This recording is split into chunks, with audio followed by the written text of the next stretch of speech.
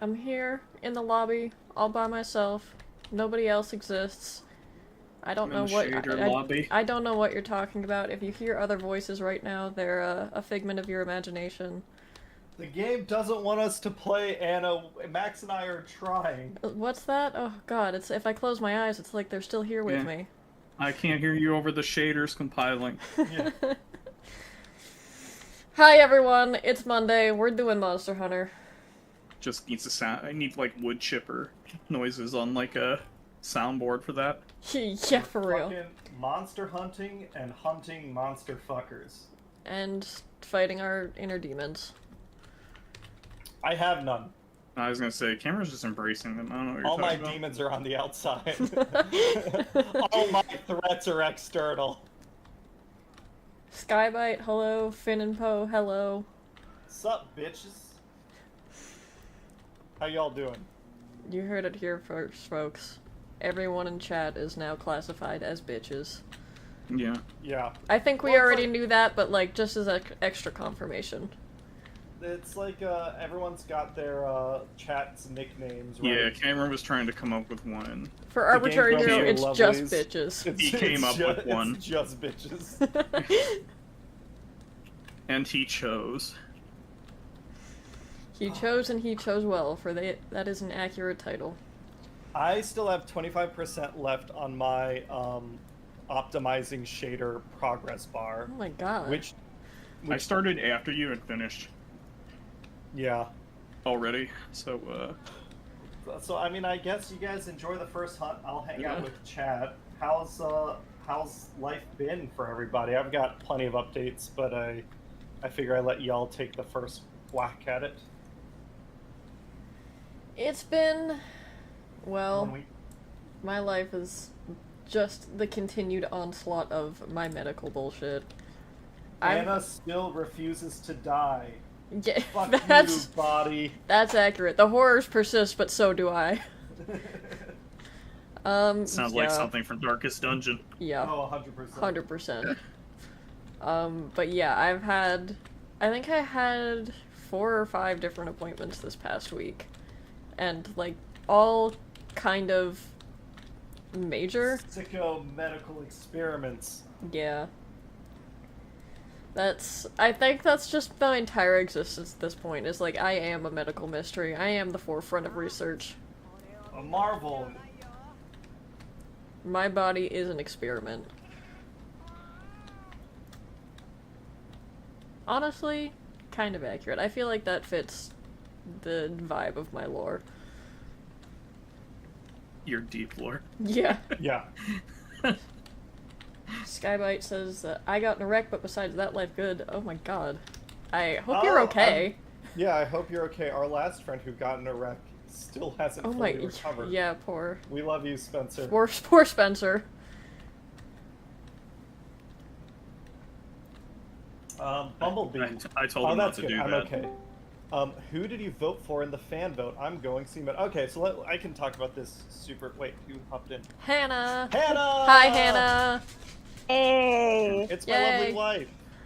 Hello, hello. You and I can talk about stuff while Max and Anna actually play the game because I am Yeah, I will post still something. waiting.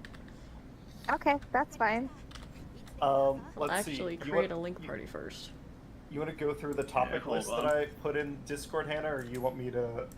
You just want to The fever dream of a topic list. Yeah. I can, let me pull up the topic list. I guess, how are you feeling as of this moment? You had dinner.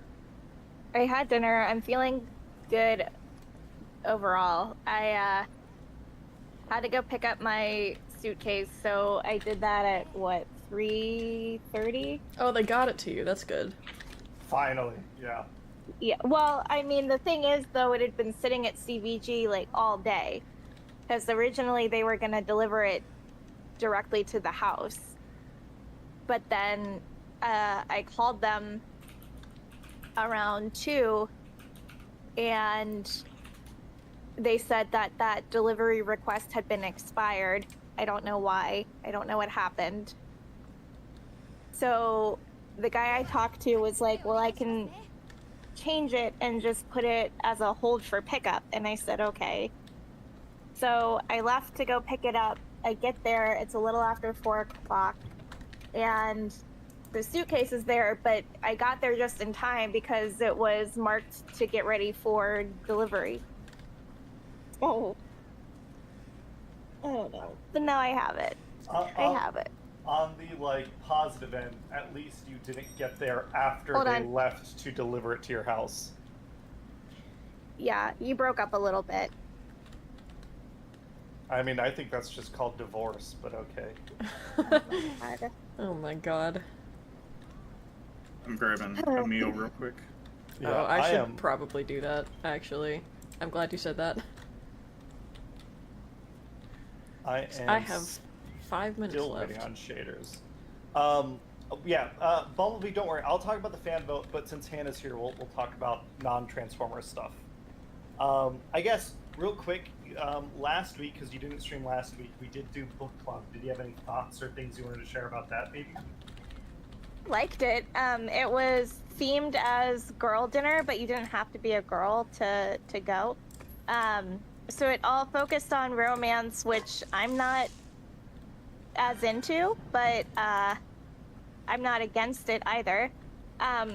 So they had like little gift bags, and they had some charcuterie and cocktails and mocktails, and they recommended a few different romance books depending on the spiciness levels that you might like. They missed a step by not calling them cocktails. So it was a lot of fun. Cameron was the only guy there, but everyone loved him. And he actually won, like 4 books? Yeah, I won some prizes. Oh, wow. And I got to build my book boyfriend. You ended up building a book boyfriend too. Hold on, Cameron. I can't hear you through my phone. I'm gonna just go upstairs. Hold on. Okay. Hannah will be right back. All right. Hey. Through her sacrifice, I can now start the game. Thank you, Hannah. We appreciate it. Yeah. Woo. Her life for our cause. Yeah.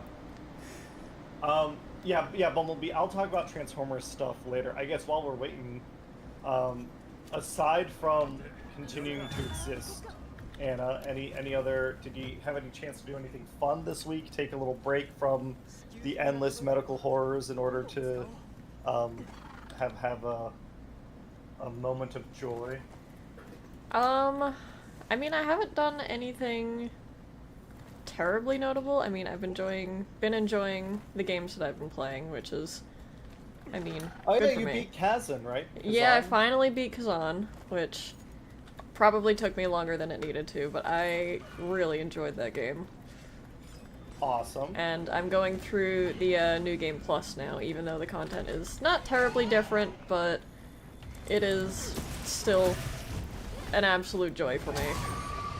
This is a reminder that after we do this quest, I need to be invited to the Link party. Well, you weren't in the lobby to be invited to the Link party, Cameron. I know, I'm stating it. Chat, it's your job to spam chat while we're done with this quest with send Cameron a Link invite. Yep, we're putting that on you, chat, and if he doesn't get invited, it's your fault. It's on your soul. I'm back. Sorry. No, you're fine. How was the trip? The trip from downstairs to upstairs? Yeah, the trip to upstairs was fine. The perilous journey. Yeah, I always when I travel, I always finding little hole in the wall and try anything good. Well, I made some roasted green beans that I think turned out pretty good. They were delicious. I've covered the side of the Mitsune in thorns. Oh my god, that's so many extra pieces of damage. Yeah, despite everything Hannah was going through today, she still made dinner and it was still super delicious, and I appreciate it. Well, I made green beans and spaghetti. They were pretty simple. So. But you did actually beat me home. I did. Yeah, So I was a little surprised by that actually. Because I feel like I hit more traffic north. It's just a shorter distance, and but Oh, he smacked me. He smacked me hard. Holy shit, guys. Yeah, I don't have anything up here for I you. think this is Helldive. Is this even Super Helldive? I think it might be. So I think Cameron shared with you all, I didn't share shit. One of the I'm little out sealed. One of the little games that they had at this Girl Dinner Romance book event was you could build your perfect book boyfriend. And Cameron Just like chose an existing individual. Next week, or last week, and everything for him, starting out, everything was Denzel Washington. Yeah, there we go. Oh yeah, I heard we heard the story once. It's the perfect book. Yes. Point. And then mine, so I don't have a lot of book references for mine either, because I don't read a ton of romance. So I only But I don't have think one. you need to pick romance characters. Like, my actual book boyfriend wasn't, like, romance characters. It's just, like, characters that I like. Yeah. Well, that was my other issue, was I was struggling to think of other book men characters that had stuck with me, besides PETA. I mean, reasonable, understandable choice. Yeah. Yeah. I don't know. I think based on the general patriarchy in our society, it's very easy to think of male characters. I mean, maybe, but I mean, that didn't doesn't- read not enough that stuck with me, if that makes sense, book-wise. Is that So- just because you can think of a lot of male characters doesn't mean you want to date them? Right. In fact, I think that's against it, Cameron, what you just stated. I just think there's a larger pool to choose from. There is. So, the majority of my book boyfriend was made up between PETA from the Hunger Games, Rick O'Connell from the perfect film that is The Mummy of 1999. Hate boy so much. Rick You picked O'Connell? Conan the Brendan Barbarian? Fraser? Are No, you kidding me? PETA. PETA? Because He's the cake boy. He just makes cake and lies down and dies. No, he doesn't die. He's clever and he's respectful Is he and clever? yes. How's he clever? He comes up with the whole Katniss is pregnant shtick. When she's not. To help get sympathy for her. How do I- You need to how do I reread get rid these of this? books, buddy? You need to reread the book.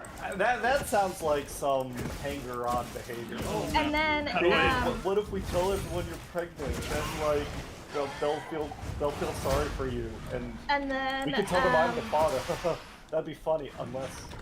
Oh my god. The I'm majority, gonna fall though, asleep on its before back. before you interrupted me, you dick, the majority was Rick O'Connell from The Mummy. Which I Ooh, highly okay. recommend for all Please people don't out there fall that asleep. watched it. Okay, good.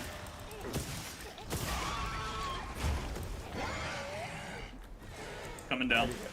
But yeah, Girl Dinner Book Club I think was a big success. It was. You were a big hit. I'm always a big fan. I have a lot of presents. And good Sure. stuff. No presents. A lot of presents. Mostly because I'm rich and I can buy myself whatever I want. Oh my god. Oh my god.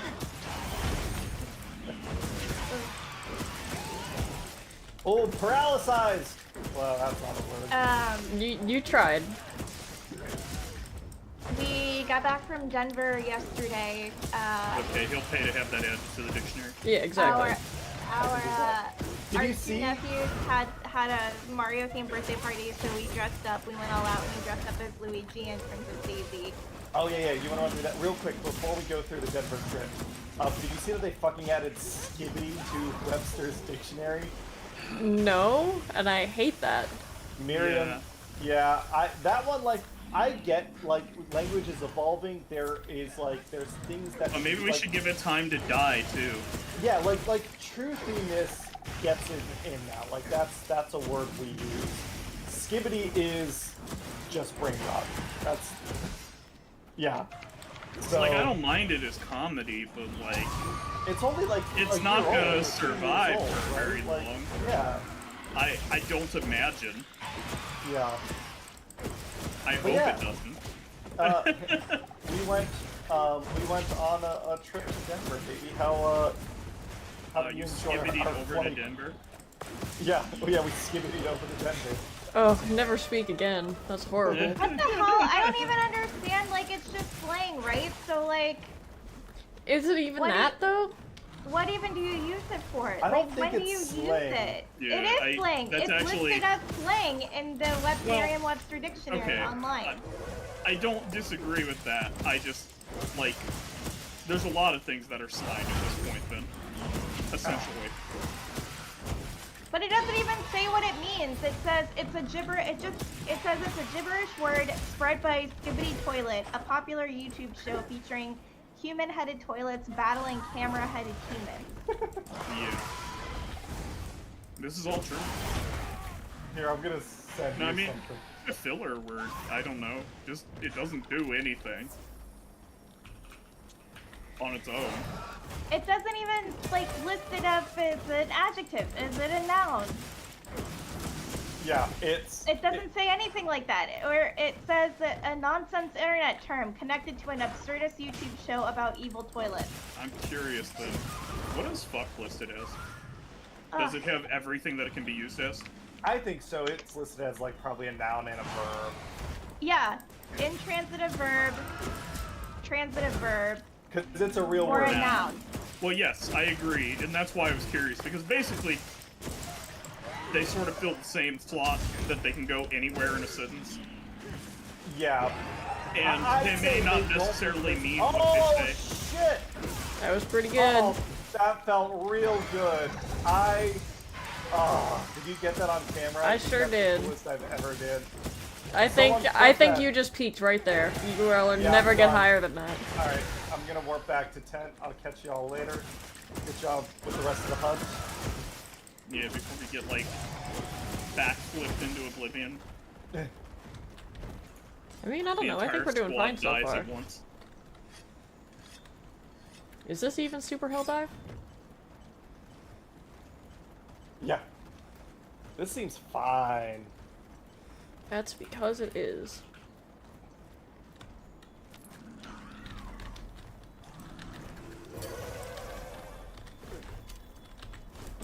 But yeah, so sorry. I know I distracted you, Hannah. Yeah. But Skibbity is now in the Webster's dictionary. So that's really stupid. You're welcome.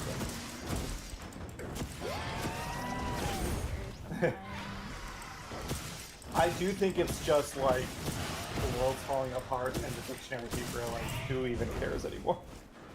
Probably. But yeah, so we flew to Denver.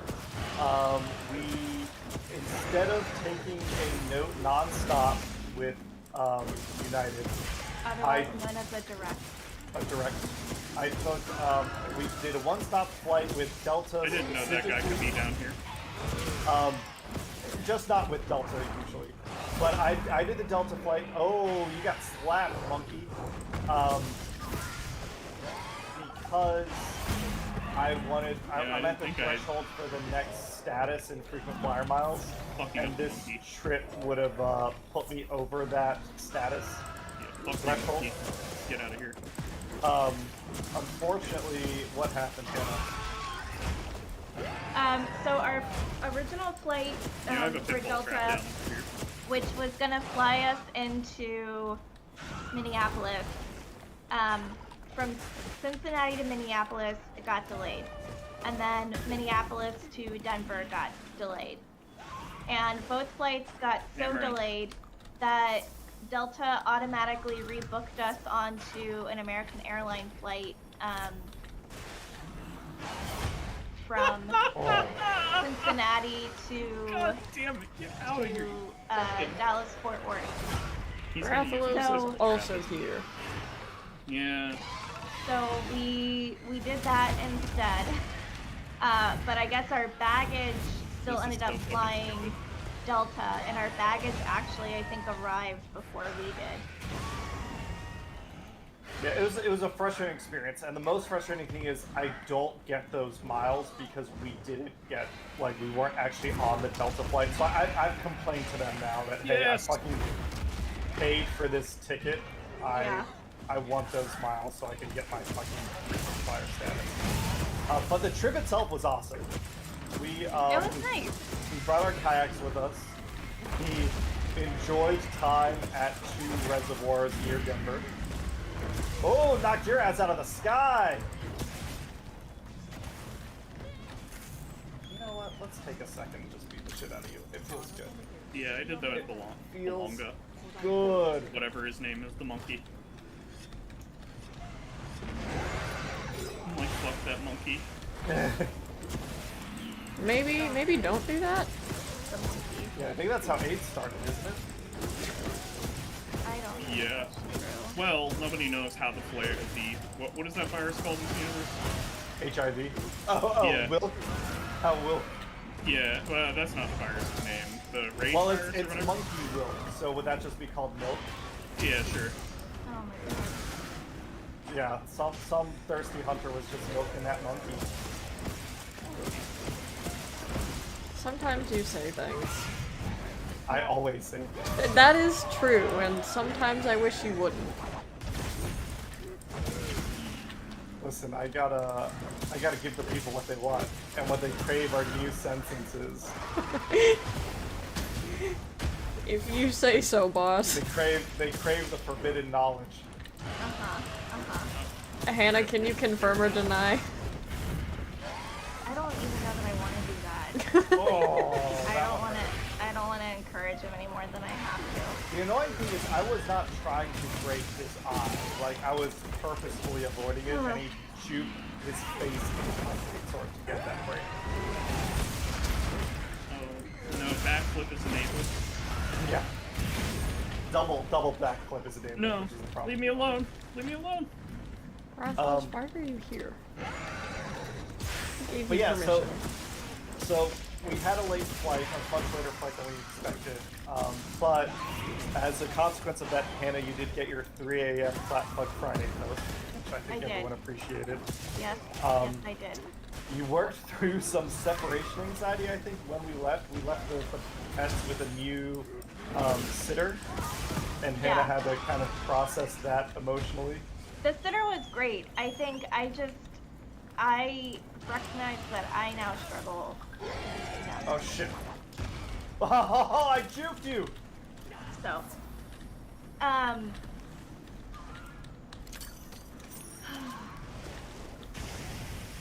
that's all. I now struggle leaving them. But I recognize it and I'm trying to work on it. Yeah, which is a challenge because I do very much like to travel. I know you do. I know you do. I don't not enjoy it. I think it's just the action of physically leaving the house. Yeah. Is what I gotta work on. I hear you. But you did get to drive a truck this weekend. I did get to drive a blue pickup truck, your dad's pickup truck. What did you think of the F-150? I have in my notes here, you liked being high up on the pickup truck. I did like being high up on the pickup truck. You love the truck, and then you hate the truck. I didn't mind driving it. It was pretty big. I felt like a badass when I was driving it, but that doesn't mean that I want one because it's too big. And I slammed the passenger door into my knee, so I have a big old bruise. So that's why I loved the truck, and then I hated the truck. It was really, really funny. It was like immediately after she was like, yeah, maybe we should get a truck. I said no, we're not going to. We don't need to. Well, I might. There's an electric truck that's coming out that the whole point is because it doesn't need a traditional engine, it has the bed of a large pickup, but it is the size of a Mini Cooper. So it's like... Oh, interesting. What is it called? It's a cab-over truck. I sent a link about it in the family chat somewhere. Yeah, I'm just gonna look it up online. But yeah, it's still working on getting like a plant to manufacture it, but it's a really cool design. We're kind of, is this guy actually 9 stars? Yep. Yes. People like online were fucking complaining. Well, Like they were like, wait until you get back. What? Well, yeah. One backflip and you'll find out why. So they have these now, baby. They're just for semis, essentially. No. It's a pickup truck, an electric pickup truck. Oh god. Who's making it, baby? But You gotta find the link, man. oh I my don't want to fight here. This is like a fucking phone booth. Healed.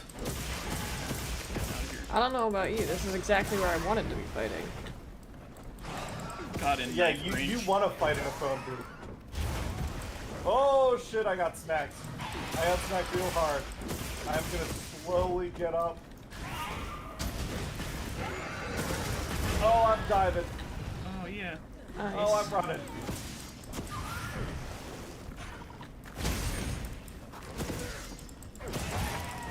What else did we do? Oh, I have my notes here. You wrote down Cameron only cries about the 54th Massachusetts. Oh. Yeah, tell me about that one. So one of Cameron's favorite films is Glory with Matthew Broderick and Denzel It's not one of my Washington. favorite films. It's just one of the greatest movies ever made. But continue.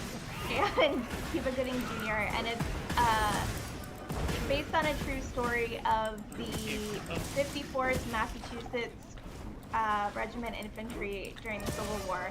And they were an all-black regiment, and they Oh, the ones that they made go down into the crater and die.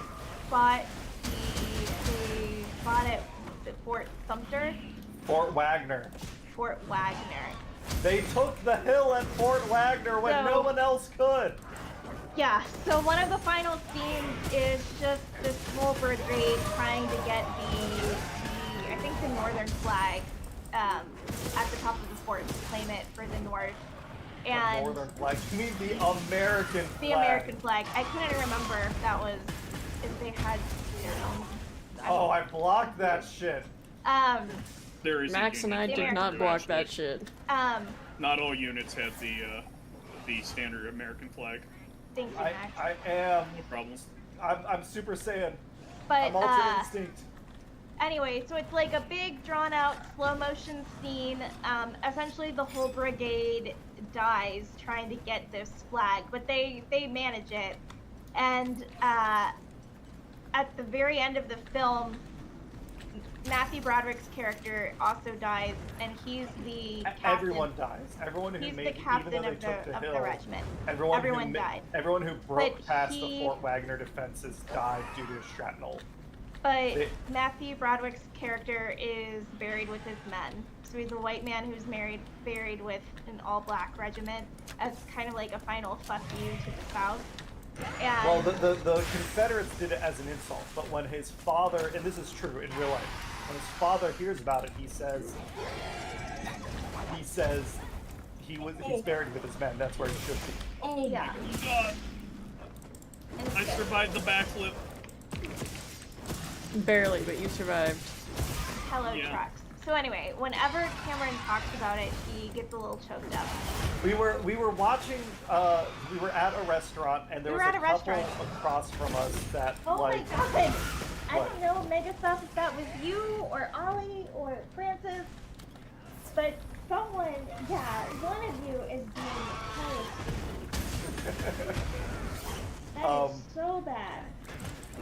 There was a couple, and they were like either breaking up or asking each other out or exchanging "I love you" or something. But the Something. dude started crying in public. A little And bit.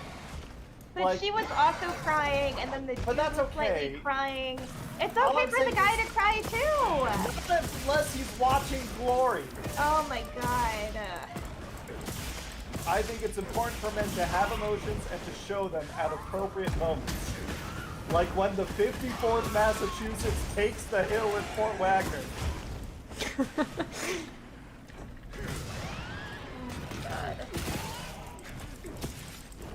So how do you feel about the Battle of the Crater then? I mean, it's a cool battle, but it's not, like, as emotionally resonant. I mean, it's actually a massacre, but... Cameron, this mini truck is super cute. Did you find it? Yeah. Yeah, so it's like teeny tiny, but it's all bed, essentially. Like, the cab is super small, so they can maximize the size of the truck bed while maintaining the overall length of a small, like, city vehicle. And it's electric. It looks really, really good. Oh shit, I'm sharpening at the wrong time. No, ignore me. Yeah, so it's the same. Oh, can you cancel sharpening and you still get full sharpness? No, well, maybe. It's the length of the Mini Cooper SE, but it's the same interior space as a Toyota Tacoma. Yes. So it's 4-door, 5 seats, and a 60-inch flatbed. I could go for a 60-inch flatbread. I could also go for a 60-inch flatbread. I'm feeling like I'd be down with that. Red sauce, onions, and peppers. Sausage and mushroom? For Persian breakfast. breakfast. Yeah, mushrooms. Ooh, yeah, veggie. Let's just go full veggie, but no olives. No olives, I agree. I'm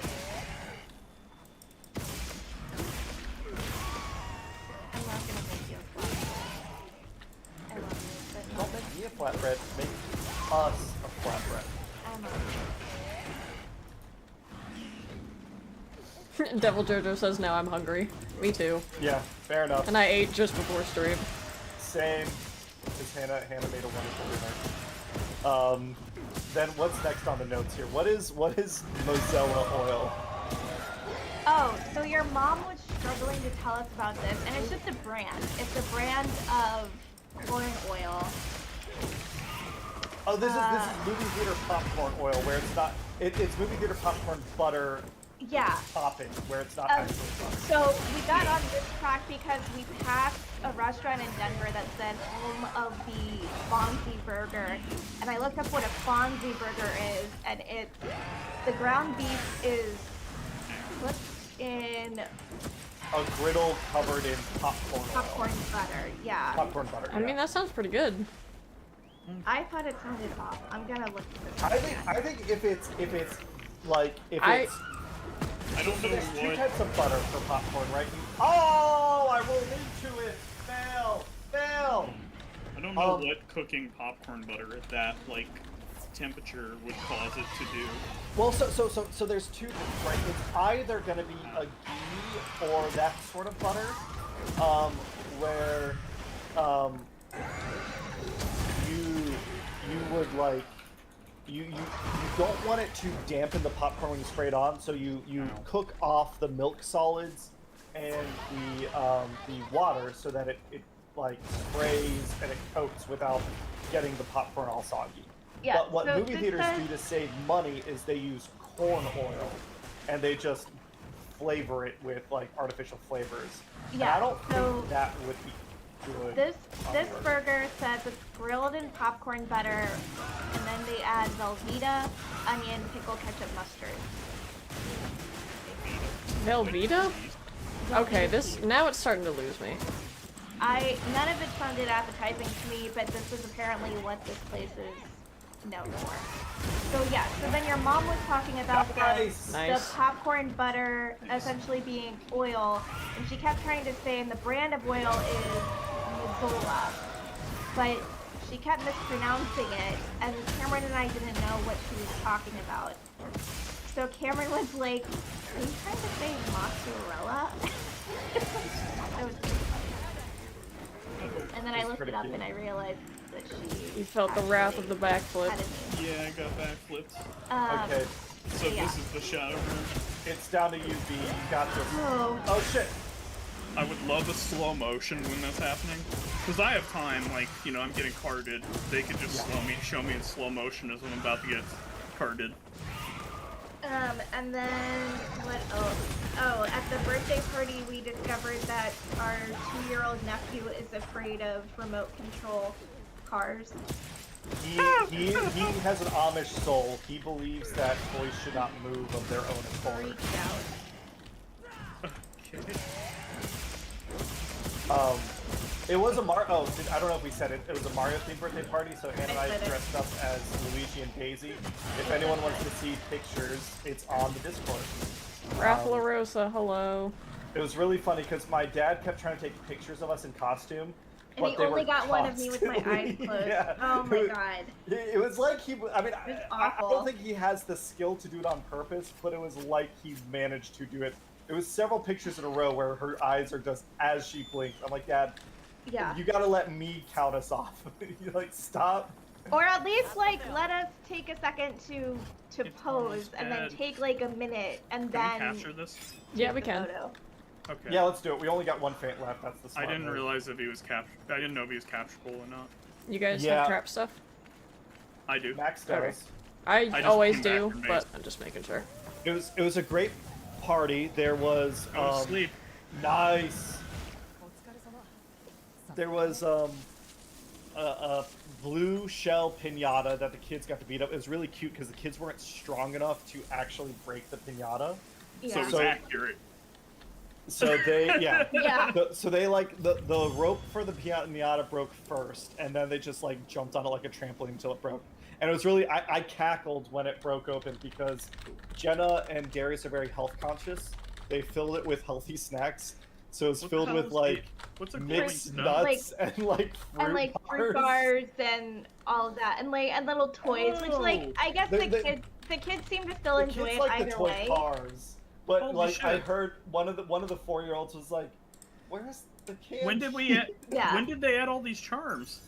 That's something. That's what we've been talking about this whole time, Max. Where you been? I At was the- thinking at- about, you know, some Civil War battle or something. I It's was so allowed tragic. myself a I was, family cry about Yeah, the Battle of exactly. the Crater. yeah, yeah, that one is tragic. Poor But command. yes, so the 9-star monsters give talismans now. So we finally have random talismans, and the talismans can have attack skills. So they are like super important in terms of opening up build flexibility. Hell, they have sockets Yeah. or slots or whatever. I mean, that's Yeah, it's pretty huge. freaking huge. Big change. Big if true. Fuck Hey, off. Logan. I don't want to hear this. Yes, Logan, the update is out, and we're charm farming. We just did our first 9-star monster, and it was honestly pretty easy. Logan, you're not gonna believe this. They drop charms. Mitsuzune, more like bitch Suzune. Got Good him. one. You got him. Yes. Good job. And also, like, the bonuses on these are pretty cool. They, like, at least so far, they seem random enough that, like, I might find something actually useful. Yeah. Let's see. So yeah, Okay, so then it's time to go crack pinatas. they did. I'm motivated now. I learned a new thing at the party. They had like super soakers and a water balloon like target range where you could throw it at Bowser and the Koopa Kids and everything. But there are now environmentally friendly, reusable water balloons. Yeah, Where they're just little hollow balls, which I thought was so smart. and it has And like the a kids triple love them. sealed like plastic grooved edge, so it's watertight, but then it breaks open when you hit someone. And I thought that was really awesome. I wanted to throw one, but I wonder if like because it's a more durable plastic, if I would hurt a child if I threw it as hard as I could. I mean, Only probably. one way to find out. Yeah. No But yeah, idea. Jasper's scared of RC toys. Hannah and I got them some. We were the only parents that listened. Everyone got them toys. Darius and Jenna asked us to get them books. So We I got them books. both a series of dinosaur books, one for 2-year-olds and one for 4-year-olds, to teach them about dinosaurs. Because and then, yeah, Damien we- loves dinosaurs. Yeah, Damon and I basically. Fine. Yeah. Hurt the Fine. children. Should have sent it. Yeah, Damien and I basically bond over dinosaurs. Whenever we see each other, we have new dinosaur facts to share. And honestly, that is the perfect uncle-nephew relationship. It's very cute. Hi, hello, how are you today? Hi, hello, how are you today? Hi, hello, how are you today? Also, Cheryl asked about Turturbig a while back, and Listen, I we're missed gonna it. fucking get to it, Cheryl. We'll get you there. gotta stay on stream till the end. We got a lot of topics to go through. Hannah, keep chugging along. What else? Oh, so Darius and Jenna have a big old bulldog named Bubba. He's my guy. But he's like basically a cow. He doesn't know his size, and he's full of love and full of slobber and snot. And he was so excited to see myself and Cameron that he was physically He fucked up her Daisy dress. He did, but he was also physically like parkouring off of Cameron, like getting all 4 paws up in the air. And this is a 95-pound like American bulldog. Yeah, I don't think he's ever been that excited ever or done that much physical activity. I don't think he's ever had all 4 paws off the ground at the same time before. He's a little rhinoceros. He was so excited, but he was just like slobbering all over too. Eventually he went upstairs when the party kind of got going, because I think at one point he accidentally took out a little kid. Lovingly. He was just, you know. He intended to tackle the kid. He just didn't realize the parents would freak out. Right. But then he got so excited and exercised so hard he like passed out for the rest of the party. Left the rest of the party. It was super cute. He's a good boy. If we didn't have Ollie, I would aim for Bubba. But he is pretty high maintenance health-wise. And I think he actually sheds more than our cats do combined. Cameron, join the quest. Yo, wait. Oh, chat, you fucked up. Chat, you failed. I did send you a link party invite, but yeah, chat failed. I didn't see it in chat. It's not in chat, but I did send you one.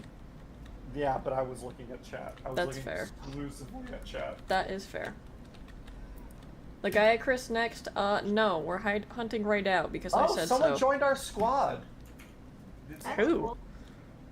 Monsor, M-N-S-O-R?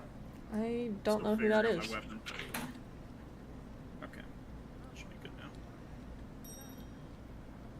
Yeah, Logan, I'm like, that's one of the boys need to get a little older, but when Jasper is 5 and Damien is 7, I want to take them to the Fossil Park in there's one near Cincinnati where you can do trilobites and stuff, but then I'd love to do like a camping trip or trip to one of the like famous quarries out west to do some like digging and meet some paleontologists and stuff.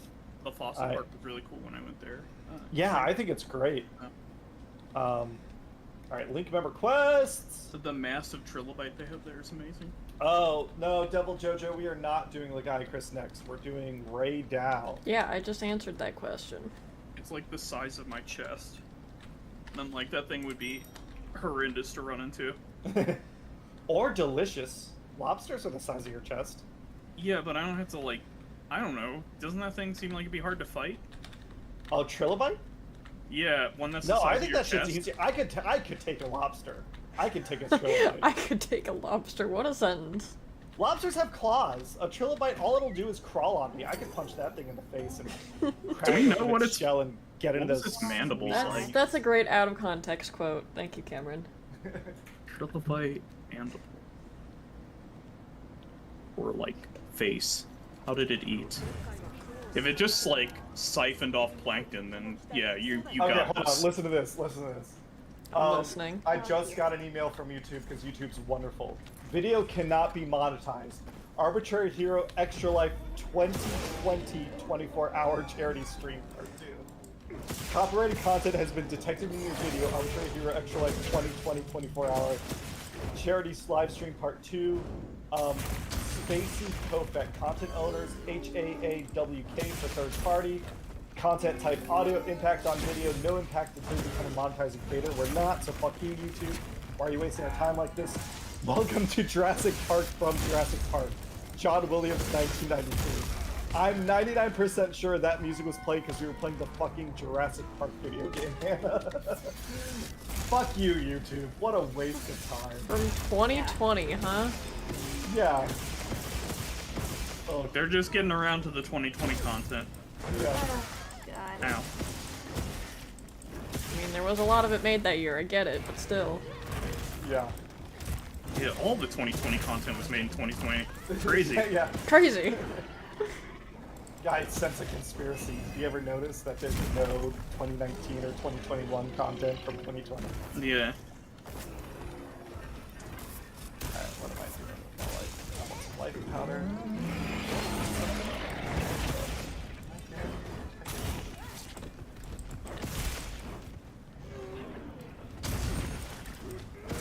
Oh, I can't cook here. Alright, never mind. I'm Oh, going. you should be able to. I've seen Tom cook basically everywhere.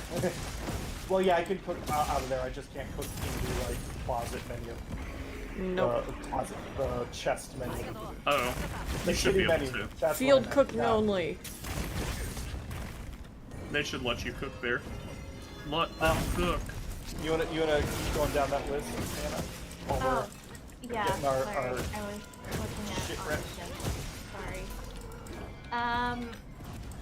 Cherry Creek Reservoir is very peaceful, but I will say, like, as of right now, Cameron and I will probably only visit Denver. I don't know. we don't want to live Traffic there. sucks. Everything. We don't yeah, want to the live there. traffic Everything so is bad. nearby, Nice. but because the traffic is so bad, it's like It's like something half that's an 10 hour to go miles 10 can take you a miles. half hour. Yeah, Yeah, it's so Yikes. awful. it's ridiculous. And I recognize just living downtown in a city has spoiled us. That like I don't want to move somewhere where I have to drive. Yeah. Must be nice. And like even downtown Denver, you have to still drive everywhere. There's no public transportation. It's not great. Woo! No, not really. I think got that you. might be everything. No, we're okay. Medic. Oh, Chatfield Park had a great dog park. It was probably the best dog park yeah, I've ever that been was to. nice. It was like an area marked off with a trail that had like ponds and like a big old like 1 mile track. It was awesome. Yeah, that was really nice. And then I guess that brings us to our return journey, which the trip was great. Delta took Yeah, great care of us. Fine. But Well, except then- when they lost my bag. Yeah, Hannah's bag got misplaced, so it's really frustrating. And then today, my dad's Nice. been sending. He's been like sending poems made by AI, and they're That's bad. fun. Why And is like he? when my dad spams, because he is a notorious spammer in the family chat, I just ignore him. Like it's the price I pay for keeping in touch. He treats the text chat like it's Facebook because I'm not on Facebook anymore. So he's gonna send me all his stupid links and I just ignore them. But Kayvon does not, and Kayvon has something mean to say every time my dad shares something. And like, sometimes he's right. Like, oftentimes my dad shares stupid bullshit that is like, Because I think your clickbait dad's like, garbage. yeah, because I don't think your dad has actually read the article or whatever it is. He just likes the seen title, and then and he's he's a just like, Redditor. oh, okay, I'm gonna share this. Yeah. Yeah, my dad's a Redditor. Dude. It's a good way of putting it. But so he's like, I made a poem for your mom and I's anniversary, and it's like a clear chat GPT poem. And like, the annoying thing is, my dad writes. Like, But what if it wasn't though? What did that say about his like best effort?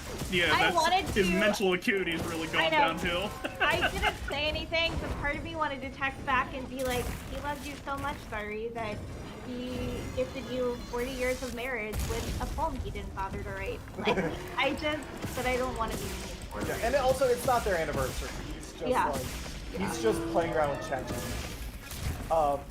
If he had actually done, like, if he had sent that to me as like, I want to do this for your mom for your anniversary, I Oh, would you have very given him both some of you would have, coaching. like, yeah, exactly.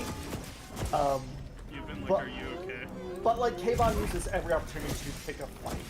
Even Yeah. when we were in Denver, like Dad was talking about, like we're doing some stuff at Beehive to support like the war effort in Ukraine, and like Kayvon's reaction to that is, what do you think about the militarization of police? The fact that everything that the military makes, the police get their hands on. And it's like, you fucker, like, you know what you're doing, and this is, like, Yeah.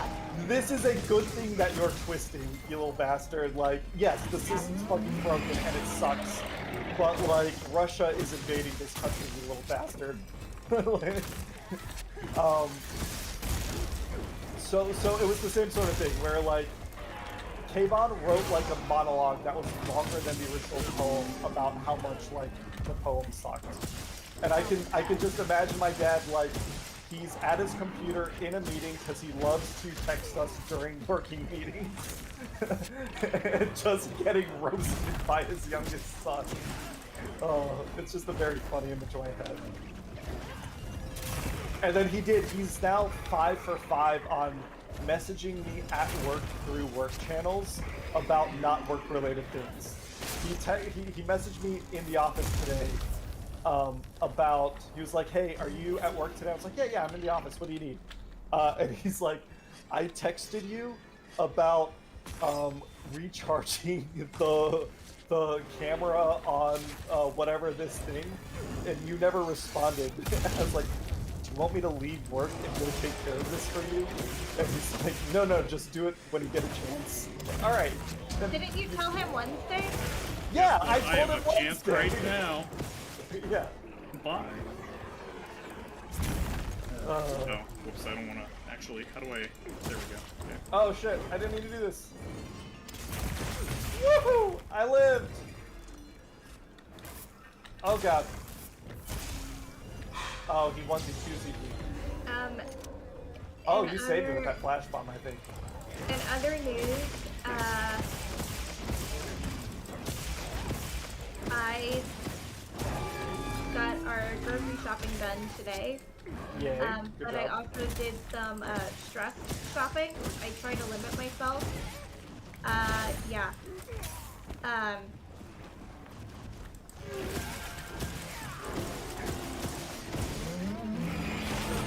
Oh, I got 2 types of the Taste Space Shop cookies. Oh, nice. Are they both crispy cookies? No, one is crispy and one is soft and chewy, which is new, and I wanted to try it. It's not gonna be I've good, not but tried we'll those try before, it. but I want I to. think it will be good. But you don't have to eat it, because I'll eat it. No, we'll You eat it have on a pack, stream. and I have a pack. And then I bought some s'mores Pop-Tarts for breakfast. Oh, those are always good. I love those. I don't know that I could eat them for breakfast. Oh So I salute you. my god, I lived. No! What else did I grab? Oh, and I got myself 2 new pints Hey, Skipper. of ice cream. Skipper. You really did stress shop. I gotta. I told you. I gotta Oh go my let my god. dog out. Ollie, Yep. Don't let me die. so much. Yep. Okay, so Ollie's been taking this probiotic at dinner. Oh, is he being stinky? Courtesy of our vet, because like every couple of months Ollie gets a GI infection. Oh god, Max, he's after you. The Save probiotic Max. is supposed to help, but yes, because it's this probiotic, he is farting up a storm right now, and it is awful. It's just like silent but deadly. So I don't know when it happens until I smell it. Really? Cameron's mounted right now. I'm dropping him. Okay. I mounted him so that he wouldn't body you. He, like, as soon as you left, he just honed in on your ass. Yeah. It's I like even he heard. crouched. I thought about putting on the ghillie suit, No, you were like- good. but I didn't want my dog to just decide that, well, he's not gonna let me out, so, Yeah, no, you made the right call. anywhere's a good spot. Yeah, Ollie's been a little poop machine. Yeah, yesterday he's been like on average, he'll poop 3 times a day now. Oh, that seems like a lot. Our morning walks are. I guess what Hannah means is he'll poop poop bag and then like he doesn't finish pooping the first time around. Yeah, So- that's how my dogs are. Yeah, my dog does that sometimes. I'd still call it one poop. It's just 1 poop, but usually 2 bags. yeah, it's a 2-bagger. 2-bagger. He's double bagging it.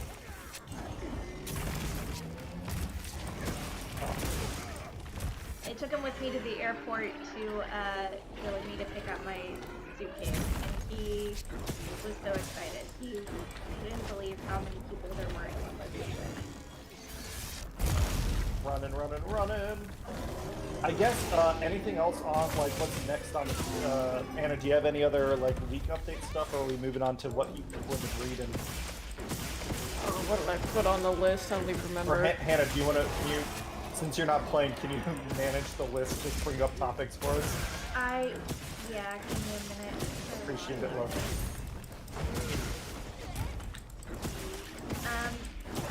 I know Cameron, you and I have been reading a lot. You're currently on audio, you're listening to the Master and Commanders book series? It's called the Aubrey Maturin book series. The first book is Master and Commander. Gotcha. I'm now reading Post Captain. But yes, I finished Library of the Unseen, which was my... Library of the Unwritten. Library of the Unwritten. It was recommended to me at Girl Dinner Book Club. It was neither spicy nor very good, unfortunately. It has some really interesting concepts. It's a library in hell that houses all the books that haven't been written. Some of the books haven't been written yet. Some of the books never will be written. And there's a conspiracy between heaven and hell over the power of these books. It's a very, like, you know how there's movies about how important it is to be a filmmaker? Like, movies about making movies. This is a book about writing books, and it's really masturbatory, but not in, like, a hot way, in just the potential power of dreams. In a way that, like, I don't connect with, because, like, I've written, and like that shit is hard work. To me, there is no value in an idea that isn't executed. The time and energy and sweat that you put into making something, even if it's bad, is infinitely more valuable than the good idea you never follow up on. I don't know, that's my elitist hot take, I guess. And the characters also just weren't that engaging. I made a stuff. But yeah, I wouldn't recommend it, but I did read it. You're also working through a historical book, right, called The Yeah, I'm almost done with the other Trail of Tears. I would say that I would recommend everyone to read it. It is not an enjoyable read. It's specifically about the removal of Native American tribes, of indigenous peoples in Ohio. So as an Ohio citizen, I thought it was an important thing for me to learn about that we really didn't talk about in school very much. Nope. And it was recommended by our friend Jason, who's a history professor. It is... Thanks, Jason. It is written in a way that is digestible for the layman. It does a good job of referencing first-hand sources, but doesn't require you to already have, like, the academic background that you would in the subject. But it's also just, like, it's a rough topic.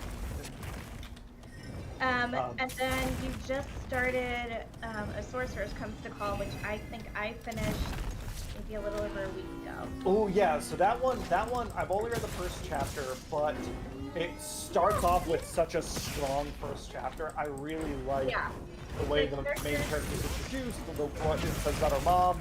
If you like fantasy, it's a new book. It came out last year. It's by the same author who wrote the fantasy book Metal and Bone, which I have not read, but I know it's been on a New York Times bestseller for a while. But yeah, I think A Sorcerer's Comes to Call is very plot and character driven. I thought the characters were all very well written.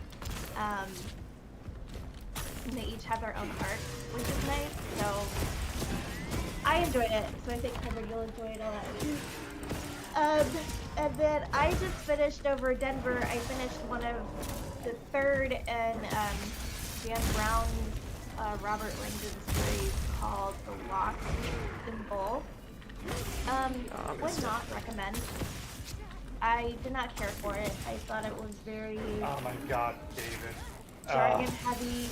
Oh. I will deal with that shit later.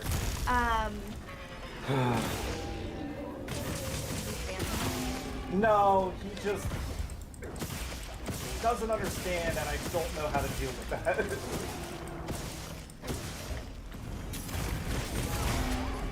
Nice. Oh, that was real clean. He tried to like free willy past us, and we dunked his ass. No. So we're gonna do one of these real quick. Oh, here you go, Max. Thank you.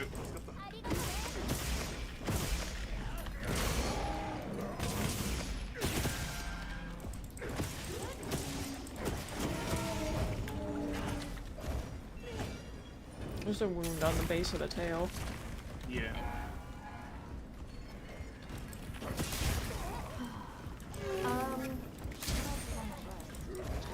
Anna put some topics on there also, if you can scroll down a little bit. Well, I'm only on your message, so where would her topic be? They're right below that. In the thread. Are you in the thread for the stream event?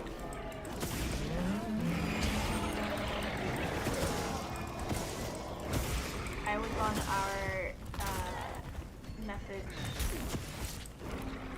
Our DMs? You were looking Yeah. at our DMs? You want to make that public? Oh my god. Oh no. The DMs I don't between know. husband and wife. How Hey, how scandalous. Well, Where? I don't wanna say more than I need to say, but it is kind of scary. Oh my god. Yeah, your stream topics are in there. I don't know if I can. Proprietary information of our Proprietary information. Yeah, that hasn't been cleared by our IP lawyers, Hannah. Oh, there is a smack. Oh, it feels Yeah, good. start cease and desisting other channels when they try to talk about the same topics that we had on our topic list. Yeah. So, okay, Hannah, you see in internal general, oh god, he's botting me. Yeah. The stream event, right below it, Oh, there's that a was- little rectangle that's like, says Can't something get two of red. those off in a row. He's just too Oh, fast between okay, I attacks. see it. If you click in that, Yeah, I see it, I see it, I see it.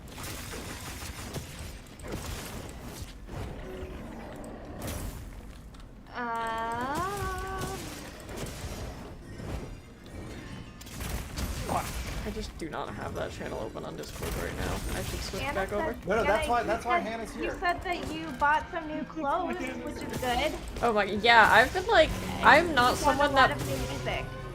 I am not someone that buys new clothes very often, and like the last couple of weeks, I have picked out like a bunch of new stuff, which is kind of a big deal for me because I am so picky about clothes. But yeah, I have been engaging in retail therapy. what are you wearing? Wouldn't you like to know, Weather Boy? And then you Fuck! said you've been finding a lot of new music that you like. Yeah, oddly enough, like the Oh, spot. why did you get up, you piece of shit? Stay on the ground, you know what's good for you, you piece of garbage! My Spotify recommendations have been really good. Like, my, Nice. like, I know it does like those playlists every week for the, like, here's artists that you're already listening to. They put out new music recently. And that had a lot of good stuff for me. Some of my friends have been sharing good stuff. Nice. It's just been nice to, like, have a refresh because I pretty much have music going, like, all day. So getting some new stuff in there is a nice change of pace. Nice. Hey, Francis. And then you said that you've been watching, you finished Cyberpunk Edgerunners. I did. Oh, very good. I had started that like months ago, and I don't know why I never finished the last couple of episodes, but I did finally getting around to finishing that one up since I've needed to take some downtime. Like, well, like, I feel like I'm not someone that typically goes seeking out shows in general, because if I'm watching something, it's generally like either on YouTube or Twitch, because that's Yeah. just how I enjoy my free time. But you also ended up watching Pantheon, didn't you? I did watch Pantheon, yeah. That was while I was, like, super laid up on steroids, and I, like, could not do anything else, so I binged that in, like, 2 days. I really liked Cyberpunk Edge Runners. I did too! Pantheon's on my list to check out ever since Max told me about it. Hannah and I just haven't. I know it's like multiple seasons. Was nutty. Yeah, but it's not. I can't. Like, I watched that in a normal state of mind. I can't imagine watching that. Like. With any level of drugs. Yeah. I found it comforting while I was, like, high off my ass on steroids. And then you watched a movie called K-Pop Demon Hunters. Oh my gosh, please. Oh my Everyone God. should watch that movie. I'm sure people in chat will have something to say about it. It's I've so heard good. about it. It's I've heard so of it good. If you're looking for some, like, nice, lighthearted, like, 90 or so minutes with a banger soundtrack. What's like, it on Netflix? Yeah, it's on Netflix. It's such a good watch. Get out of here. Nice. Oh, And I nice. cut the tail! Oh my god, I wish I had that from my perspective. God Well, you damn. have it from my perspective, You- and I think that is Right. almost as good. My sword came up just at the right angle, so it was like perfectly where the tail cut off. It was It beautiful. was pretty sick. And then I think Everyone's both you peeking and today. Cameron, No. both you and Cameron I'm sorry. a few different things. So Everybody's peeking today. Cameron. I don't know anything about that. 10,000 But volts. I know Cameron is doing To be the one fair, thing. I rolled behind Anna because I was like, oh, her shield will protect me. Get from the lightning. I wish that's how it I worked, love- because I I would love be the I would be get down at Mr. Presidenting all the time if that's Okay. how that worked. I took a screenshot of that because that's just here, Cameron. I'm gonna drop that one in Monster Hunter.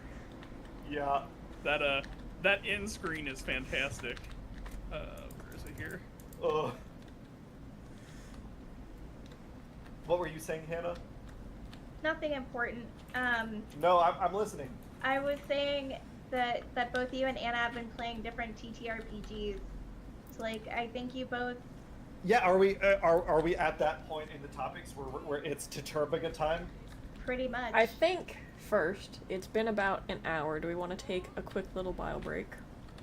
Yeah, I'm a little pissed boy. I need piss. I'm a little piss boy. When So- we come back, we can talk about some other subject. Yep. yeah. We will be right back.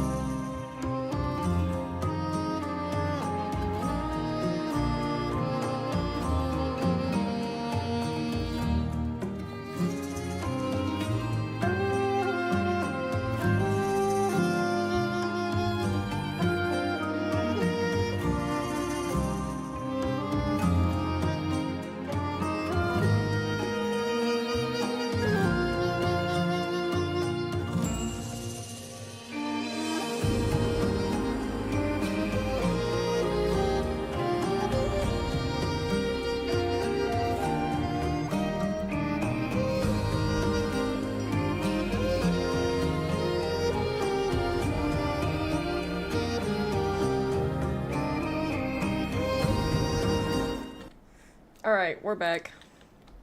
Sup, everybody? We are... let's see, what were we about to talk about? Hannah's no longer with us. She's, on stream.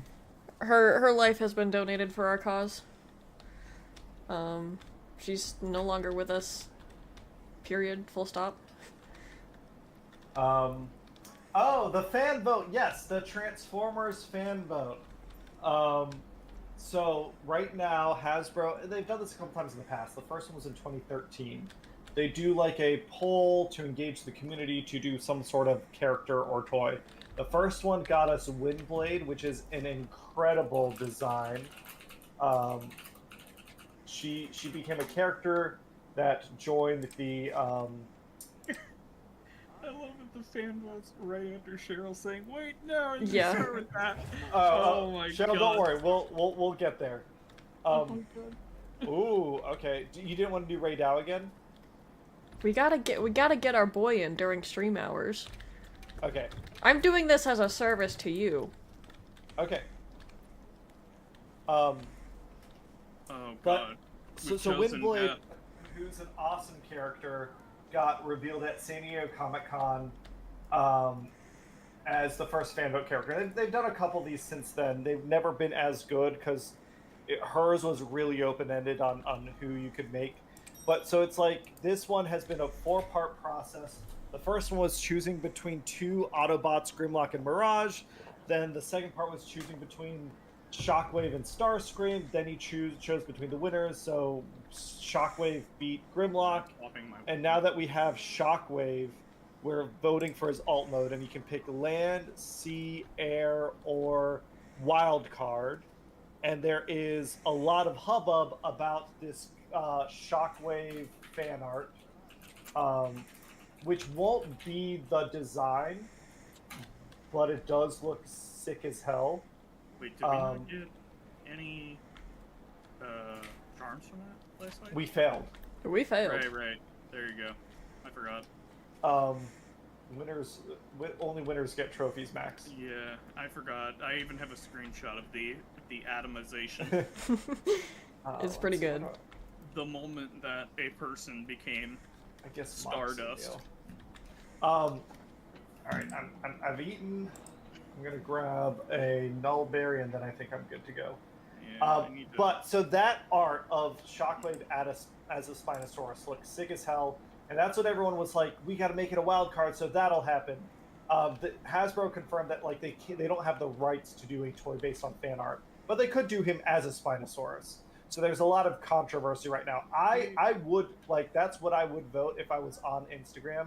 I would have voted Shockwave, wild card, and then that breaks down into further creatures. And Shockwave as a Spinosaurus or Shockwave as a wild card creature would have been really, really neat. The other one that people really want is Shockwave as a submarine. So right now the 2 most popular votes are Shockwave Sea and Shockwave wild card. I have a feeling wild card will take it because fans who don't pay attention would think that wild card could really be anything.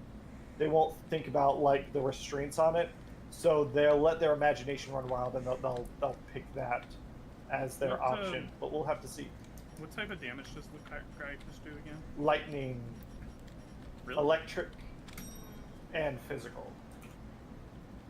Oh, okay then. Actually, I need to swap something then. I was already ready to go then. It's on Instagram, but you have to have the app because you can only do polls, I guess, from the app. It's not on the PC version. I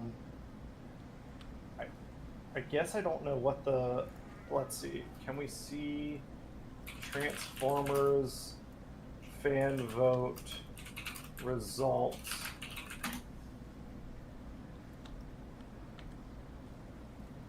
Yeah, the last fan vote was in 2019. Wow.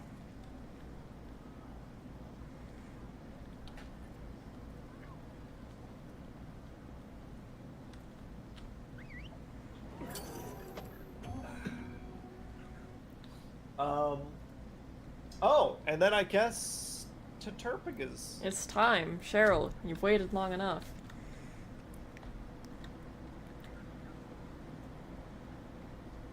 I guess, Max, Anna, did you play anything this weekend? I didn't actually do much because I was traveling. Yeah, the only thing that I did was Candela Obscura with you yesterday. Yeah, what did you think of Candela Obscura, Expedition 31? Yeah. I liked that it was a good rules light system. I think it was a nice change of pace to have something more narrative heavy. I don't know if it would be something that I would be looking to do, like, a ton of. I think that I tend to gravitate towards something more combat focused, personally. But I would definitely, I think there's good bones there. I would definitely be willing to check it out again. Especially, like, actually looking at, like, character creation rather than just using the pre-gens. Like, I'm interested in what that process looks like. Yeah, I was kind of wondering why you have the U on you. The U? Yeah, it keeps flashing on top of your sword. I assume because you're in combat? Oh, yeah, because the monster sees me. It's not a U, it's a monster eye. But I agree that it looks like a U. It does kind of look like a U. You're not the first person to think that. Yeah, I guess, Max, did you do any TTRPG stuff this weekend? Nah. I didn't even wake up on Saturday.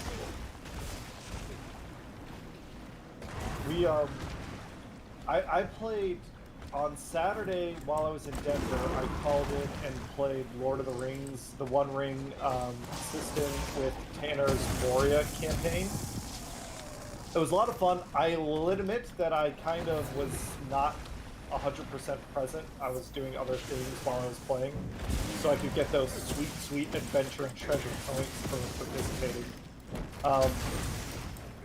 But this one ended up being like pretty roleplay heavy. We got a new character that joined the party. Almost died first session. Oh my gosh. We were all they weren't a dwarf, and the party was all dwarves except for one elf.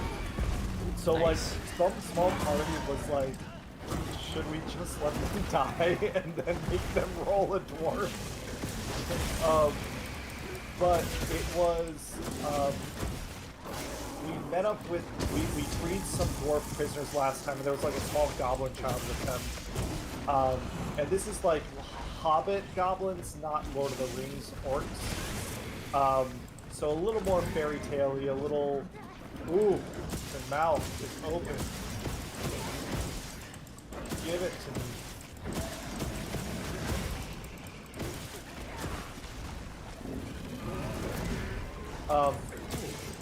Oh, you stole my power class. But the goblin and this like shady dwarf from previous adventures were trying to pillage a dwarven king's burial tome. So we like raced them into the tome. We fought some monstrous plants. It was just a short session. I think that because we were introducing a new character, we didn't get to like dive into the roleplay as much as we did last time. But it's still a ton of fun. And then yeah, we ran Candela Obscura, which I have thoughts about. Like Anna, like you said, I think the I got hip checked the hell. All right, I'm going. The system bones feel good. And especially because it's essentially Blades in the Dark. Mm-hmm. And Blades in the Dark is a good system. I like that there's no math involved. Like, it feels like something very easy for Henderson to pick up, where you roll and you just pick the highest number. Yeah, I liked how non-existent the math was. The math in the nuance in the system comes from your abilities. The strength in your abilities means the number of dice you get to roll, and there's resources to get additional dice, but you're essentially only rolling d6s max, and then you're just a six is success. Only d6s is basically like GURPS. Yeah, like a 6 is success, a 4 and a 5 is a partial success, and 1 through 3 is a failure. Oh damn! They got bouldered while I was on their head too. Yeah. And I think this Rathlow? Yeah, he's still in here. Okay, both of you, fight him. my major complaint is God, we not got like about 2 the extra members in our party system, right now. but Fantastic. the starter guide's adventure is very, very poorly written. It is. So it's exactly like GURPS, is what you're saying. Yeah, it's a railroad between like 5 scenes, and you have to find a specific clue to get to the next scene. And I just like it's a mystery, but I don't know why they wrote it that like it. I had to beat it into a playable shape. And if this is like this is a system put out by Critical Role, it's probably got a lot of their fans playing it who may watch but don't play other TTRPGs, but maybe they check out this one because Critical Role does it. And this to me feels like a very oh, he slapped the fuck out of me.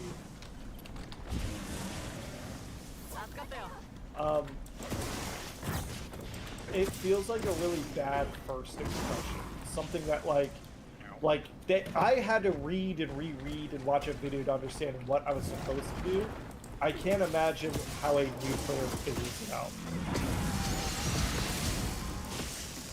And like Henderson was talking about like, oh, you should watch their like actual play, because like Matt Mercer like does a really good job at it. But I think that's part of the problem is if they're relying on you to have a arguably the most famous D&D player in the world skill set to run the game, that's a problem. Yeah, that's not good design. But I think I don't know, and this is not really for candid feedback live. Don't hold back. What do you think of the adventure? What do you think I could have done better or could have changed? What walk us through. I think personally, I at a couple of different points felt like I was struggling to understand where the adventure was trying to lead players onto. Yes. Like, I feel like at points I could tell you were like, hey, we're gonna just like very clearly drop a clue here because it probably was not like intuitively written. Yes. Like, the part where we transition from, like, the opening scene to, like, taking the train to the next town over, that felt, like, very unintuitive. That sucked. Yeah, no, the way it, like, the way that scene is written is, like, you start out the spoilers, I guess, this is spoilers for Dress to Kill, the Candela Obscura starter adventure. But so the scene opens up, and there's a lot of like monologue, by the way. Like, yeah. I had to read a lot of stuff to the party that I don't normally need to do that much. And that I don't think was all that, like, it set the scene, but I don't think a lot of it was very helpful to our actual gameplay and like narrative experience. Yeah, it's you know what it is? It's super entertaining voice acting work. Yeah, exactly. That's 100%. But like, so the opening scene opens up. You're at a world fair and you watch a woman wear this radiant green dress, and then she melts in front of everyone. Her bones glow and she melts in front of everyone. And then from that scene, the first reveal, which is what they call clues, and they only put one clue in a scene. Like, I take it as gospel that good game design is you give every scene should have 3 things to do, and everything you do should lead you to one of the clues you need, so that players can fail at 2 out of 3 things and still like move the adventure forward. But that's not the way this game is set up, or this adventure was set up. So I changed that. But the first clue that you're supposed to learn is that this came in a box, that this was delivered in a box, so you should go find the box the dress came in. So I put in, there are these 2 inventors that you can talk to learn how the like World Fair system works, so that you learn, oh, certain inventions get delivered. I put in that there's a cop interrogating a young boy, so he tells you where the model came from, so you can be like, oh, I want to go to that room that she came from to see what was there. And then there is the dress itself, which would hurt you if you investigate it, but would tell you that it's the dress that's the bad thing here, if it wasn't like already obvious. So once you learn that it came in a box, then you go to the room in the box. And the next thing you're supposed to learn is that on the box there's a label, and that label has the name of a town, and you need to go to that town. This part, I think, is, Anna, what you're referring to. It wasn't clear. The only other thing in the room that they describe is, like, there's the box, and if you look in the box, you'll get hurt. So I put in, like, some scientists, like, whispering to, like, talk a little bit more about the dress there. I put in, whoop! Blocked, baby! Oh. Thank you.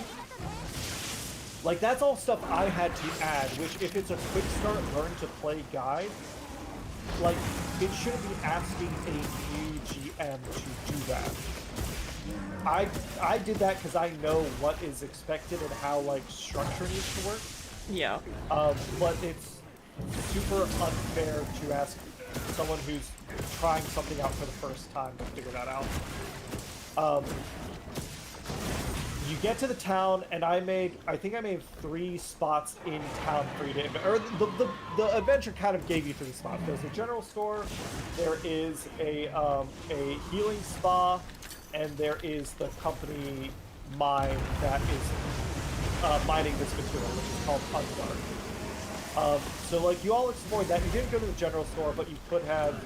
And basically, from those 3 locations, you need to learn that Undark is coming from the mine. Pretty simple to learn. You did that part. There were some NPCs. I hope they were entertaining. I was really struggling a bit with, because of how bare bones it was, with making things feel creepy. In my own, like, self-critique, I don't think I did a good job getting the vibe right. I don't know if it was creepy necessarily, but I don't think it was poorly executed as far as vibe. I think it is hard to make characters. I think it's hard to make D&D creepy. Well, this wasn't D&D. Candela Obscura is like the whole system is designed to be a horror. Sorry, I think it is hard to make RPGs in general creepy when you have a stat block that tells you exactly how close you are to dying. Well, so this system doesn't work like that. Yeah, there is no HP. There's, like, combat, as far as I can tell, doesn't exist, or isn't roleplayed, like, over time. It's just, like... So, I mean, Call of Cthulhu has HP, but you might as well not have it. Like, your HP is yes or no. So, this system, I mean, that's effectively what I'm hearing here. This system has marks, which I guess sort of are like HP, but they're fixed for everyone and the same. I actually like the mark system a lot. I do too. This works, Max. This is, I think, the unique thing about the system. And I say unique, but like Blazing Dark kind of does this too. But like, so you have 3 stats. You have, I don't remember what they're called anymore, but it was like body, mind, and spirit. We'll call them as such. They're named something different, but body, mind, and spirit. And you can take 3 marks in each stat, and if you take a 3rd mark, you will take a scar instead. And what a scar does, you write down a scar, and you physically change your character, and then you move a point from one of your stats to another stat.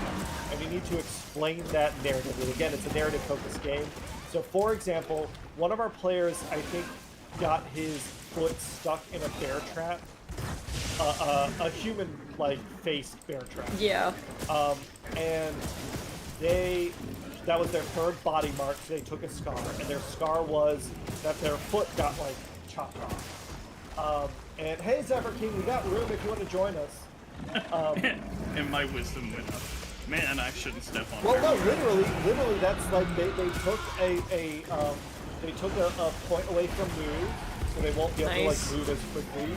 But they added a point to, like, perception so that they could, like, they're going to be more cautious about traps now. Like, it's a super basic example, but that's how it's supposed to work. I am being way too greedy. But that is actually the best way I've ever seen permanent injury done.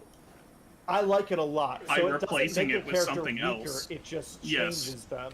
And then if you get 4 scars, your character is incapacitated and like retired. They don't necessarily have to die, but they're dead to the campaign. Yeah. They gave up on adventuring. Oh my god, he like jumped up into the water. After taking four arrows to the knee. I don't think I've seen Lagiacrus like swim up the waterfall before. That's cool. I just imagine somebody who keeps stepping on bear traps enough to like get 4 of those. Yeah. And it's just like they just don't have a fucking leg anymore. Like, look, I'm done. Why? Oh, there we go. Adventuring just isn't for me. So Anna's group got to the mine. They met some NPCs. They learned about this material that makes this green paint that's used for the dress. This green. Oh, and that Mirikiri really needs. Well, literally, it's based off the Radium Girls, Max. So that's what I assumed when you said the World Fair. So this Undark, it has a magical radiation, and I don't think the party learned this in game, but essentially, it like the model got exposed to it really quickly, really concentratedly, so she melted. But the miners and the people in town get exposed in lower doses over longer periods of time. So they transform into these monstrosities. And the party learns that it is a monster that is being harvested by this corporation in the mine.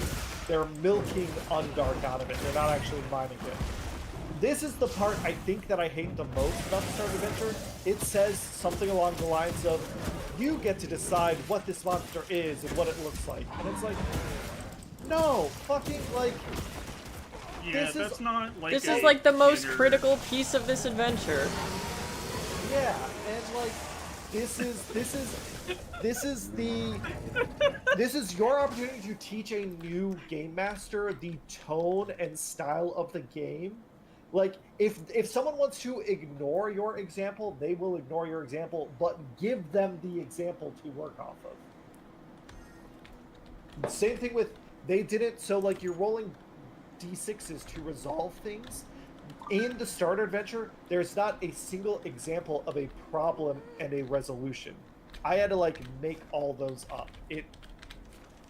So really what they sold you is a novel that is almost formatted to be... The first 7 pages are the rules of the game. It's just, I do expect a quick start guide. Why can't I open up the quest invite? There we go. See, after you were turned to ash. I expect a quick start guide to have, like, to be, you play and you learn with examples as you go. That's what it needs to do. There are the two best weapon for this guy. The two best quick start guides I have found are, I think Dragon of Icespire Peak is very, very good. And then, honestly, as much as I don't like the system, Pathfinder's starter set is really, really good. I mean, they get to just do what D&D does, which is pretty good. So, I mean, you know, like... Yeah. They just have great examples to build off of. I'd be kind of shocked if theirs wasn't, like, decent. Yeah. But, like, Avatar The Last Airbender has a terrible quick start adventure. Cyberpunk Red isn't bad either. I'd say Cyberpunk Red is pretty good also. But then, like... Yeah, I've run other quick start adventures, and this one I think is the single worst, which is a shame because the system's interesting, and like I know enough that I've got the full rulebook and I will check it out. The quick start at least succeeded in getting me curious about like running the full system, but it's just a really bad intro adventure. I mean, it sounds like they wrote the second or third adventure. Or, like, maybe, I don't know what you want to call it. Like, not 101, but 200? Or 300? You know, if you were going to put it in terms of, like, classes. Of level of knowledge they expect you to come in with. You there? Cameron? Cameron has shuffled off his photocoil. I'm listening, sorry. Okay, well, I was done. Oh, I thought you had a follow-on thought too. They did the second and third, like the third adventure you were expected to do. Well, I mean, I rephrased that to be like, I think it was like a different class, like, because you can have, like, probably your third adventure, if you've never done like D&D, could be another thing where it is like Mines of Phandelver level of like completeness, but like probably like what I should really be saying is not how many sessions you played, but like a level of like knowledge they expect you to come in with. So like how they would classify college classes at like 200 level, 300 level, etc. Yeah, like in Cyberpunk Red, they call these scream sheets where it's like, here is the idea for an adventure, it's inspiration, but it's not the full adventure. And like, I think that's fine. I've used scream sheets before as like, here's an idea and I'll flesh it out myself. But the quick start, you're right, the quick start should not be that. Yeah. The quick start should be, you have downloaded this PDF and it has everything you need to learn to play the game with zero experience. That's the goal. Like if I'm thinking from an executive perspective of a company that's publishing a book, and I view a quick start, it's advertisement, right? That's what it is. It's the demo, it's the trailer that you can play, it's the taste of the game. I want it to evoke the strong points of my game and be able so that if a little boy tells his grandma that he loves Critical Role and he asks her to play this system with her, she can run it and they'll have fun together so that she buys him the book for Christmas. Yeah, all the ones I've ever like participated in felt more like a board game, which is like, yes, you can have grandma run that. And Yeah, fine. exactly. That's I think perfect. that's for a quick start, that's like, that should be the goal. It may not be the same freedom as a full system, but that's not what people are looking for in that product. Like in Magic, when they did those like starter decks where it like it teaches you don't shuffle the deck and it like walks you through the first yeah. game. I saw somebody did an opening of packs, or I was watching an opening of packs, and somebody had one of those packs. Yeah. Where it was like, these are prearranged, don't shuffle these. Yeah. Yeah, like, that's perfect example. That's a great product. Like, I don't think that is so weird that doesn't exist anymore, by the way.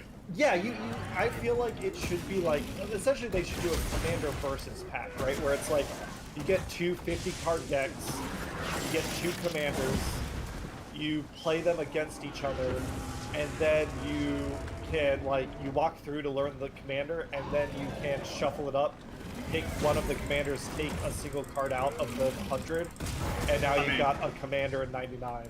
Commander's pretty rough to do that for, because you really do need the 4 players to, like, you know, do that. True. Yeah, I guess but you need like 4 25-card decks or something. Yeah, something weird like that. But yeah. Normal Magic, though, I think that makes sense. Maybe that's why they don't do it anymore, because Commander is so popular and it is. I think it's harder. Like, it's harder to learn Commander from zero without like just playing it with buddies. They did not do that ever since that first product. So they have some time, is what I'm getting at. Oh, that's where, yeah. Like, that product actually was the popular format. That seems odd. Yeah, like, that's back when you and me are, like, not even in high school. So, like, that's pretty insane that we never got another one of those. Yeah. I guess it's the sort of thing where if the game wasn't growing super rapidly, like, people weren't buying, like, I bought one of those and I never needed to buy another one. Yeah, that's true. Whereas, like, I bought plenty of booster packs. But it was also one of those things Cheryl's asking if we use the circle abilities at all. We played Candela Obscura too, but we did our own quest instead. Cheryl, no, since this was just a one-shot, we didn't really have the opportunity to, like, level up our characters.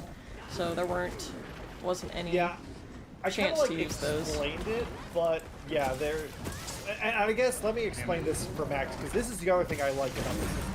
So you can only level as a group. Your adventuring party has a predefined structure. The universe works like this. This is a world. You're in a city called New Fair in the Fairlands, which is the country you're in. You are a member of Candela Obscura. That is the Candela Obscura. That is the organization you're part of, and you're essentially like Men in Black for magic. You're a secret organization working to protect people from magic that exists in the world, and most people don't believe in magic.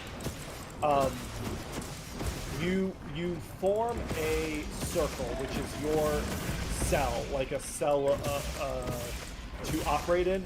You have a territory which is defined by the area around a lighthouse, which is every cell has a lighthouse, which is a headquarters built at a place where the layer between the mundane world and the magical world is thin, and every lighthouse has a light keeper, and that is essentially a character the GM would play. I didn't do it in this starter adventure because it didn't seem like much of a point, but essentially the GM has a character they play called a light keeper. Everyone else is a circle member, and when you play a mission, Max, at the end of the mission, you answer 3 questions as a group. Did you stop the effects of bleed, which is like the bad magical radiation? Did you protect and help people? Did you bring an important magical artifact back from the back for your lighthouse? And every question you answer positively, you get a point, like an experience point for it.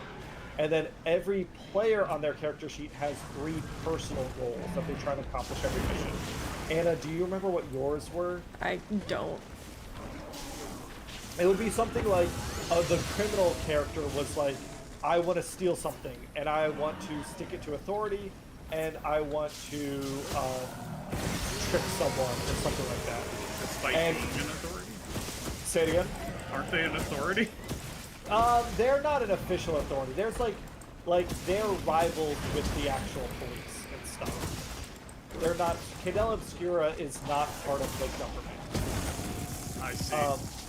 So, and the government in this setting is like super corrupt and fucked up and stuff. They're okay with their anarchist cell, but they're not okay with the man. Yeah. But so what happens there is every player by the end of the mission would like to have accomplished at least one of those 3 things. And if everyone in the circle got one of their 3 personal objectives in, then the circle gets another 2 experience points. If at least one player got an objective, then the circle gets 1 experience point. And if no players got an objective, then the circle gets no extra experience points. And so you level up when you get a certain number of, it's called incandescence or something, whatever. When you get a certain number of points, you level up as a circle, and then you don't gain a level, but you gain, everyone can choose from a couple different abilities, or gilding an ability, or other things. So it does an interesting variation of like milestone leveling that I like. It's actually a weird mix between things I like in 2nd edition and things I don't like. It's like every other thing you told me about it, I like or dislike. Oh, you actually like spaced them perfectly. Shit. Alright. Like I like people being able to level differently from the party. I also actually really like 2nd edition's like list of things that are worth XP. I'm not using them in my campaign, but they are really cool. They need to be balanced differently, basically, is what it boils down to. Like I've mentioned how thieves basically like get an XP per gold they stole, which can, like, if you steal something incredibly valuable, that like you could level up like multiple an times. Level up. Yeah.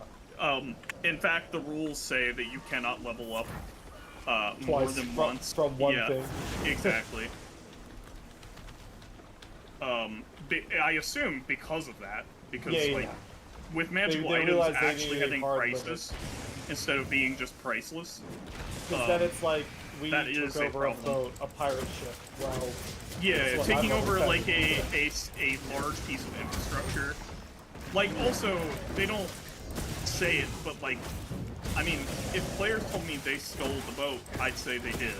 But like, in theory, to this land.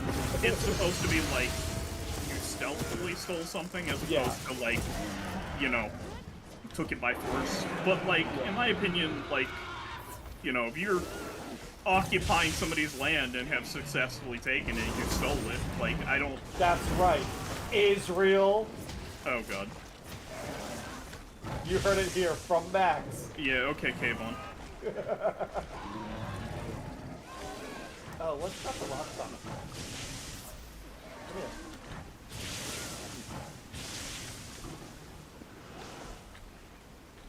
Oh, Jesus. God, the tail and the hip check, holy shit. Yeah, he dances. Yeah, Get him, Zoc! Get him, I need Zephyr! to get out of here. What the fuck? Oh, we didn't get to drop the rocks on him. Oh, is he already leaving? Yeah. Yeah. But yeah, it, No, don't put the fucking bomb down. So I'd say it wasn't the quick start guide didn't give a good first impression, but I had fun running it, and I think everyone had fun playing it. I think most of the group would be interested in checking it out one more time. Mm-hmm. But now the problem is that there aren't really many pre-written modules for it. So I'd have to like either spend time and come up with something myself, or I'd have to check out the few examples. Do they to see have if a there's monster something better. manual? Like, It's all one book, and I don't think the game's structured around monsters. Or, it's like I haven't read the core rulebook yet, but my I mean, it does sound like I don't know what leveling up means, but it does sound like typically your first levels would be against people who are abusing things, you know, trying to take power from whatever these gaps are in reality. I think that's Jesus. But also, you talked about finding, like, that monster that is being mined, so I don't Yeah, know. so like, party, I'm getting mixed signals from that. The party blew up the mine to kill the monster. Oh, and... okay, that's very Call of Cthulhu then. Typically, yes. if you are fighting the monster straight up, you've done something horribly wrong. And you are about to be dead. Oh, how did I live? The monster didn't have a stat block or anything. Yeah, okay, that's a good indication. Did it give you any advice on what you should do before you actually went down the mine? No, the party's supposed to go down the mine, and then it... You know what? Do you want me to read that part of the book real quick? Yeah, like, what does it say if the team is like, okay, we got our baseball bats, let's go fuck this thing up, like... Okay. Like, what if your entire the people you're playing with didn't know that this system is not, like, you are supposed to face this thing in combat? Well, like, I think you're supposed to clearly define that in session 0, and I hope I did. I think hopefully and I was like, combat's not really a thing. Yeah. Does the session, do the rules, here's the climax. Within the mine, Eons, which is this evil Candela Obscura rival organization, has imprisoned the Undark Beast, but there appears to be a way to release it. The Circle finally finds the truth behind Undark. The pigment is actually venom extracted from the body of a massive creature that is chained up within the mine. If they look closely at the equipment used to extract the poisonous fluid, they will recognize the symbol for Eons. The workers are attaching tubes to the creature and monitoring its vitals, as well as running the pumps that are pulling the Undark from the beast's body. It's up to you to decide what this monster looks like in your adventure, what kinds of sounds, smells, or strange effects it creates. Yeah, that is really dumb. I'm not a fan of that. For, like, and how it is confined and controlled by the Radiance Corporation. The answers to these questions will shape the climax of your mystery and also help the players decide how they approach the situation. They may try to break the creature out or kill it. Huh? Yeah, I don't know what Licorice Chris is doing. I think He just had a snack. He's just chilling. Anybody got pods they can fire at the thing? He just yoinked one of the flyers out of the air and ate it. There he goes. Oh, Hey. that's That awesome. was cute. I've never seen that before.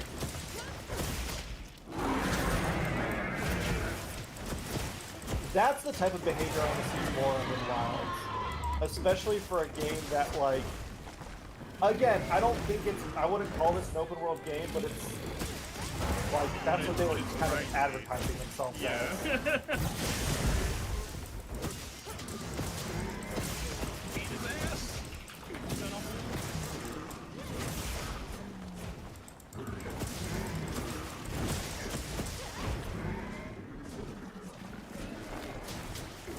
I should say, in Call of Cthulhu, it's almost always implied that you should never be facing anything directly.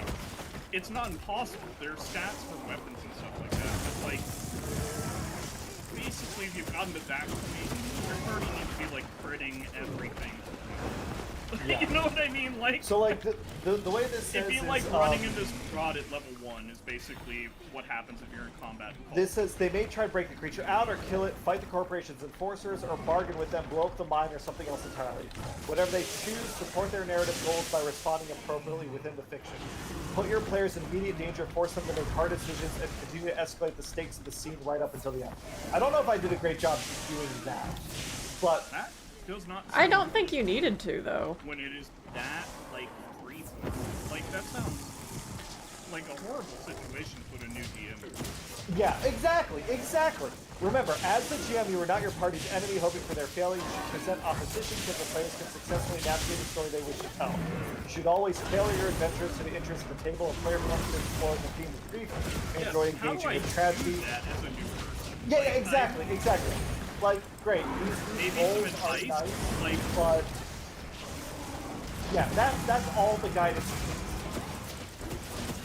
Because, like, if my players, like, we're assuming they, like, I'm supposed to have been a good enough narrator to have made sure they won't do something that, like, effectively the system doesn't work. You know, like, trying to engage with things directly. How would it have worked? How would you have done it if, like... Your audio, to me, you got really quiet. Did that happen Yeah, well, to you, or... I'm not very close now. Sorry. Oh, okay. But, like, how would people... I mean, what would you have done if they decided to fight the enforcers? I mean, everything in the game is decided by the players rolling. I don't roll as the GM, so I think I would have just made a bunch of, like... The party would make strike rolls, and I figure something out. They'd take body damage if they failed. So basically, combat would be like a skill, and that's okay. I'm not saying that's a bad thing. I'm just saying that, like, that's what it comes down to. But also, like, I am comfortable enough to improvise like that. Yeah. Again, like, I'm recognizing and that... this makes a lot more sense why you were saying, like, there's no such thing as stat blocks. Because, like, if you never have to roll anything, then there is no reason to be stat blocked. Correct. Everything is just a how hard, what skill do I roll, and how difficult is this challenge. Well, and that's the other thing. Difficulty stays the same. It's always a 6 is a success, a 4 and a 5 is a partial success, 1 through 3 are failures. That never changes. What would change would be the consequence of failure. So, for example, at the beginning of the adventure, I made, like, if you failed, you might take... if you partially failed, you got, like, some sort of complication to what you wanted to do that slowed you down. If you fully failed in the right context, you might take a mark. But then towards the end of the adventure, it's like, no, a partial success is a mark, and a failure is 2 marks. Because, like, the consequences are up. I think that's what I took away from the guide. But again, like, it never gives an example for, like, it never says, like, there should have been at the first thing, like, if they touch the dress, roll, and if they get a partial success, this happens, and if they get a full failure, this happens, and that would at least set the tone of, like, challenge and consequence. A lot of something that I liked in third edition that I wish they had brought forward. Basically, a bunch of skills used to have, like, some charts next to them giving examples of modifiers to DCs. Yes. And in this case, like, you really just need one to say that, like, this is an example of something with minor consequences, or what what you might choose to decide is a minor consequence because of how, you know, the rules and to be fair to the starter guide, and I know it's guide, contextual as well. There is a generalized example of that, like, if this is they called it like minor, moderate, and extreme risk.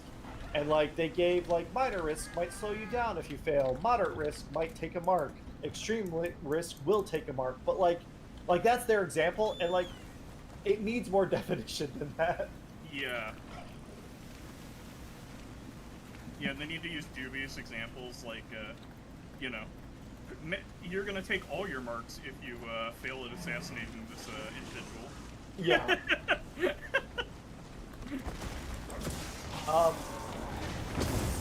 But yeah, Cheryl, I'm glad you enjoyed I assume this. there should be something like that, to be honest. Like, you know, there should be, like, situations where it's like, failure here is like, you didn't get away from, like, a massive detail of police officers. Like, you're basically just gone. Like, your retirement is you went to jail. Yeah. And that's like, yeah, like at the beginning of the adventure, I think someone like pissed off the cop, and it's like, okay, it's a minor challenge, so they just escort them out of the scene. Yeah, but imagine like the at idea the end, of like, if you get caught by like the guards, yeah, they arrest your ass or kill you. I was gonna say, like, you know, if you were like doing something illegal around a world leader, like, you know, you're going to jail for a very long time. Yeah. Or at the very least, like, you're not coming back for the next campaign while we send you through legal trials. And I want to be clear to chat, if anyone's thinking about running this system, I have not read the core rulebook, so all the things I'm complaining about might actually be addressed in the core rulebook. My point is just the starter guide serves a very specific purpose, and these things needed to be in there as well.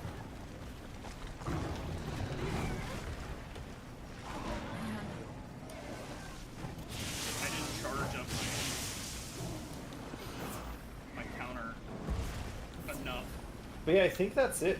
I didn't play much TTRPGs this weekend because I was traveling. I'm making up for it next weekend. I think Friday we're doing a Vernus Rising. Heck yeah, we are. Go back to my camp. I need food. I'll be right back. Woo! Saturday I'm not playing anything because it's my work's Kings Island day. And then Sunday, I think I'm doing Dragonlight Spire Peak in the morning, and then Transformers RPG in the afternoon, which I still need to make that adventure. You have somebody in your group who just does what I did, and now I machine gun. No, do you want to join and play? Yeah, I'll do it. You would have to make a new character because everyone's a Decepticon this time. That's fine. That won't change how much I machine gun. Because I did appreciate in the last group that everybody was like a non-combatant, and I feel like we pulled up with like anything remotely approaching like a weapon of. Yeah, so it'll be we're using the first supplementary book, which is the Decepticon Directive. So this is a bad guy adventure where you get to hijack a train and steal some underground. But there are also new like options. So we'll do character creation together again. You can be the machine gun guy if you want, but there's also going to be like new combat options if you want. I mean, if they give me something more deadly, I'll take it. Oh, nice. Can my transform form be a machine gun? I wonder. Like, I haven't looked at it, but I wonder if like mobile Sam. Because so many of the Decepticons have gun hands. If that's like, if they're like, you can replace a part of your body with like, from a usable multifunctional limb to a weapon. I mean, I could have done that as an Autobot. It just would have cost me. Maybe it's like cheaper. Yeah, I don't know. We'll have to see. Because that was definitely something I looked at, is swapping one of my hard points for an actual, like, just a weapon I can't drop. Yeah. But I was like, what are the odds Cameron would be like, yeah, you drop your weapon. Or like, you need a sidearm. I hate to say it, but I was looking at that and being like, you know, I would use this, and then idea was very unlikely fishing. Because most players would not find that very entertaining. No, but also that was the starter adventure, I think you told it. That too. Which, that's another one. The Transformers RPG does not have a good starter adventure. They I have think like a serious problem with, like, you know, just a motif of a lot of characters. Say it again? It's like a motif of a lot of different characters. You know, What? like, you were trying to figure out, like, what to do with, like, certain characters, and it's like, I mean, are you gonna roleplay Optimus Prime any differently? Oh, yeah. Like that, it relies on, like, established characters. And then the other thing is the structure of that adventure is one of the ones I hate, where it's just, you go from scene to scene, talk to an NPC, get told what to do, and then go do it. And, like... Yeah, that's actually something the Lost Mines of Fandelver I thought did really well. Not just being a bunch of cutscenes, essentially. Same thing with Dragon Ball Fire Peak. I think, like, Anna, you learned the quest board, you got to, like, pick your own priorities. Mm-hmm. Well, I was gonna say, like, that's why I mentioned Fandelver, because I'm like, as far as I know, like, every other the D&D has done is pretty good. Yeah. In relation. Like, if that's the bottom, then we're doing pretty good. Yeah, I'd be curious to see, I don't know when it comes out, but the 5th edition 2024 starter adventure, they're doing a new starter box, which is called On the Borderlands, I think, which is either a remake or an homage to an old adventure. I wish, well, I mean, how do I say this? In Pathfinder 3.5, I played, or 1.5, whatever you want to call it. I played Rise of the Rune Lords. I wish that campaign was, like, redone in, like, D&D rules. I mean, you could probably play it still with 5e, but, like... Rise of the that's a Pathfinder. You said that's a Pathfinder adventure? Yeah, it's a Pathfinder I think adventure. Pathfinder has started publishing their adventures using 5e rules, because they just did... You can buy a 5e version of Abomination Pulse. So I wonder if they've got a plan for... I mean, because, right, unfortunately for them, like, Pathfinder 2nd Edition is popular for Pathfinder, but it's just not the same level of popularity as D&D is. Yeah, their competition hasn't botched it entirely. Yeah, they need to sell D&D to pay for them to make Pathfinder.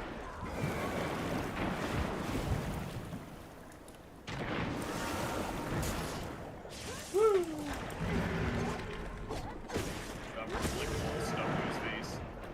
I forget, Anna, have you played Pathfinder? I have not.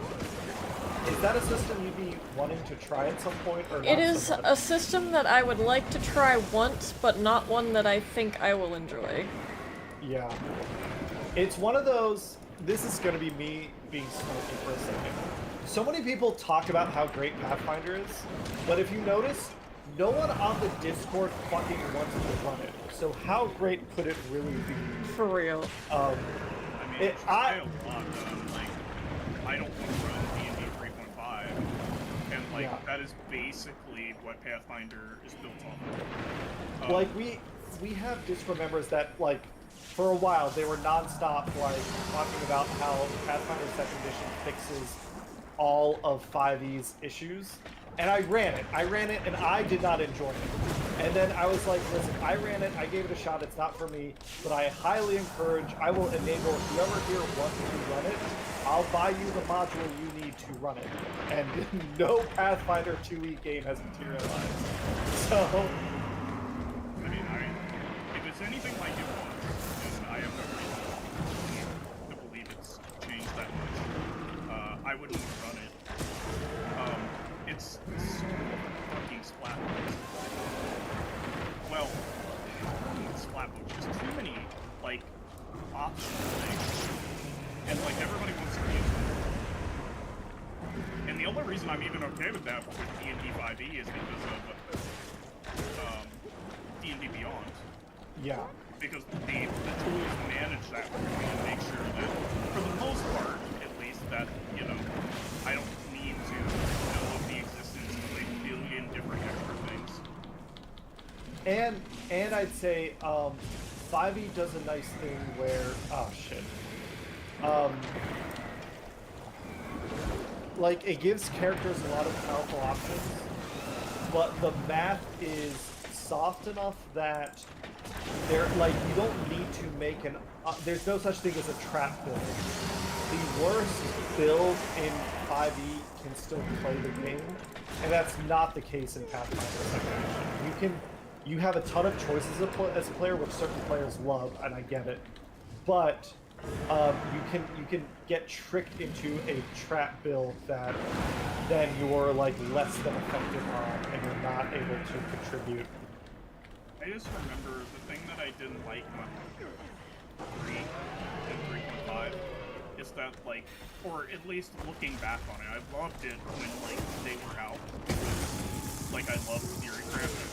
But then later on, I realized that, like, it's just like, damage. Is that, like, basically, there's a bunch of stuff that, like, there's just a bunch of different options. And like you said, you can have, like, a trap build, but not even, like, that's not even my problem. It's that, like, the balance between, like, what a like, a person not min-maxing their character and a person maxing their character is so great. Is massive. Yeah. Like, you can have a person that can solo the encounter, and a person who could not take on a single thing in a party. Yeah, I don't want to shit talk Pathfinder 2e too much. I know it's got its fans, and I'm glad for them. It's just not for me. But like, hopefully at some point you do get to try it, Anna. I feel like it's not even shit talking Pathfinder 2e. It's shit talking, like, basically the 3rd edition D&D that it's built off of. Yeah. Because ultimately, like, the reason that people love the crazy amount of builds that you can get into it from it comes from 3rd edition. There's a new system that I want to check out called Draw Steel, which prestige classes. Is that a thing? In what? In Pathfinder? Yeah. I don't know. I only ever did the, like, starter adventure stuff. Hi. Devil Jojo asks, think they will add Ivory or Abyssal? Honestly, I'd be surprised if they added Abyssal. Like, I don't know how they could make that work in this game. They need to do, like, a proper underwater combat. Yeah. I think Ivory is feasible, but will they? Shrug. That's a lot of damage. Has anybody ever seen, like, a monster get killed by another monster in this game? Yeah, I mean, yeah. We've seen it before. I don't know that have I been around for that? Where the I feel like you have. There's not some sort of, like, threshold where a monster, like, can't take its last point of health from the environment. It can. Well, I figured they might not just allow the fight to start, rather. No, I don't think there's any rule against that. Because it is very hard for us to control where a monster go. So, yeah. Like, if they wanted to, they could make it... Actually, I don't even know if we could... Life powder. Yeah, thank you.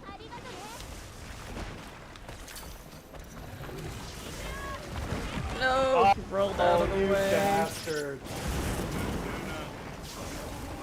Oh, I'm surprised I lived there.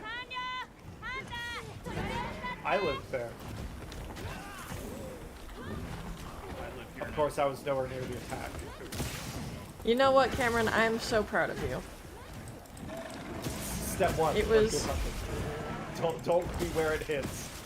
Hit it where it is, and don't be is where it hits. Truer words have never been spoken. There we go. Oh, so close. Yeah. Oh, he is so mad. That was a rumbly tumbly boy. Oh, and it's past 8:30.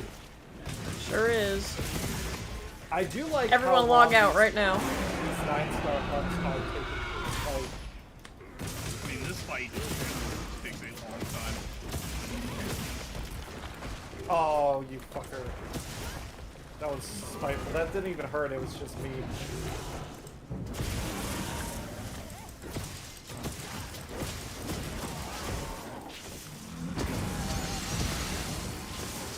Oh.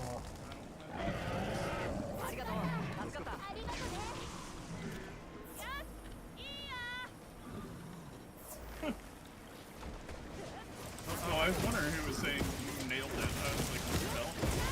Yeah, Gemma's hanging out. Yeah. Thanks, Gemma.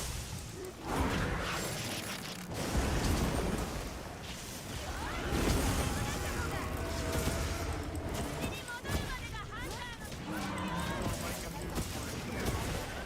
great. Everybody gets one. Yeah. Oh. Oh.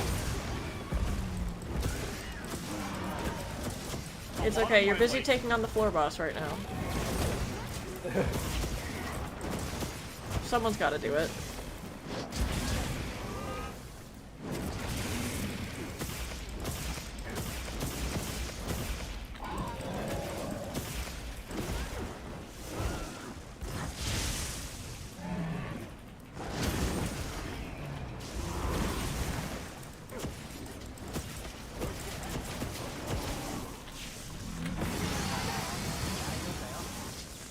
I was ill-prepared for that. Alright, well hey, we've done a 9-star monster on this stream. That's true, we did do that. They're definitely harder. I don't know, it doesn't feel like they are significantly faster or have different moves. It just feels like they hit harder. It feels like they hit harder and their HP is a bit more bloated. Yes. I was gonna say, they feel all just as deadly as they were before. Yeah, I don't know that I'm not feeling the 9-star difference between 8. They both feel like they're tough. Mm-hmm. But I like the talismans. And yeah, we'll keep playing some more Monster Hunter, I guess, next week, same thing, or maybe we'll switch over to Helldivers, who knows? That is an answer we'll figure out next Monday. I really want to kill some more Ceregios. Oh, we should do 9-star. Okay, we'll do Monster Hunter next week, so we can do 9-star Ceregios, and hopefully next weekend I will have time to play off stream. Man.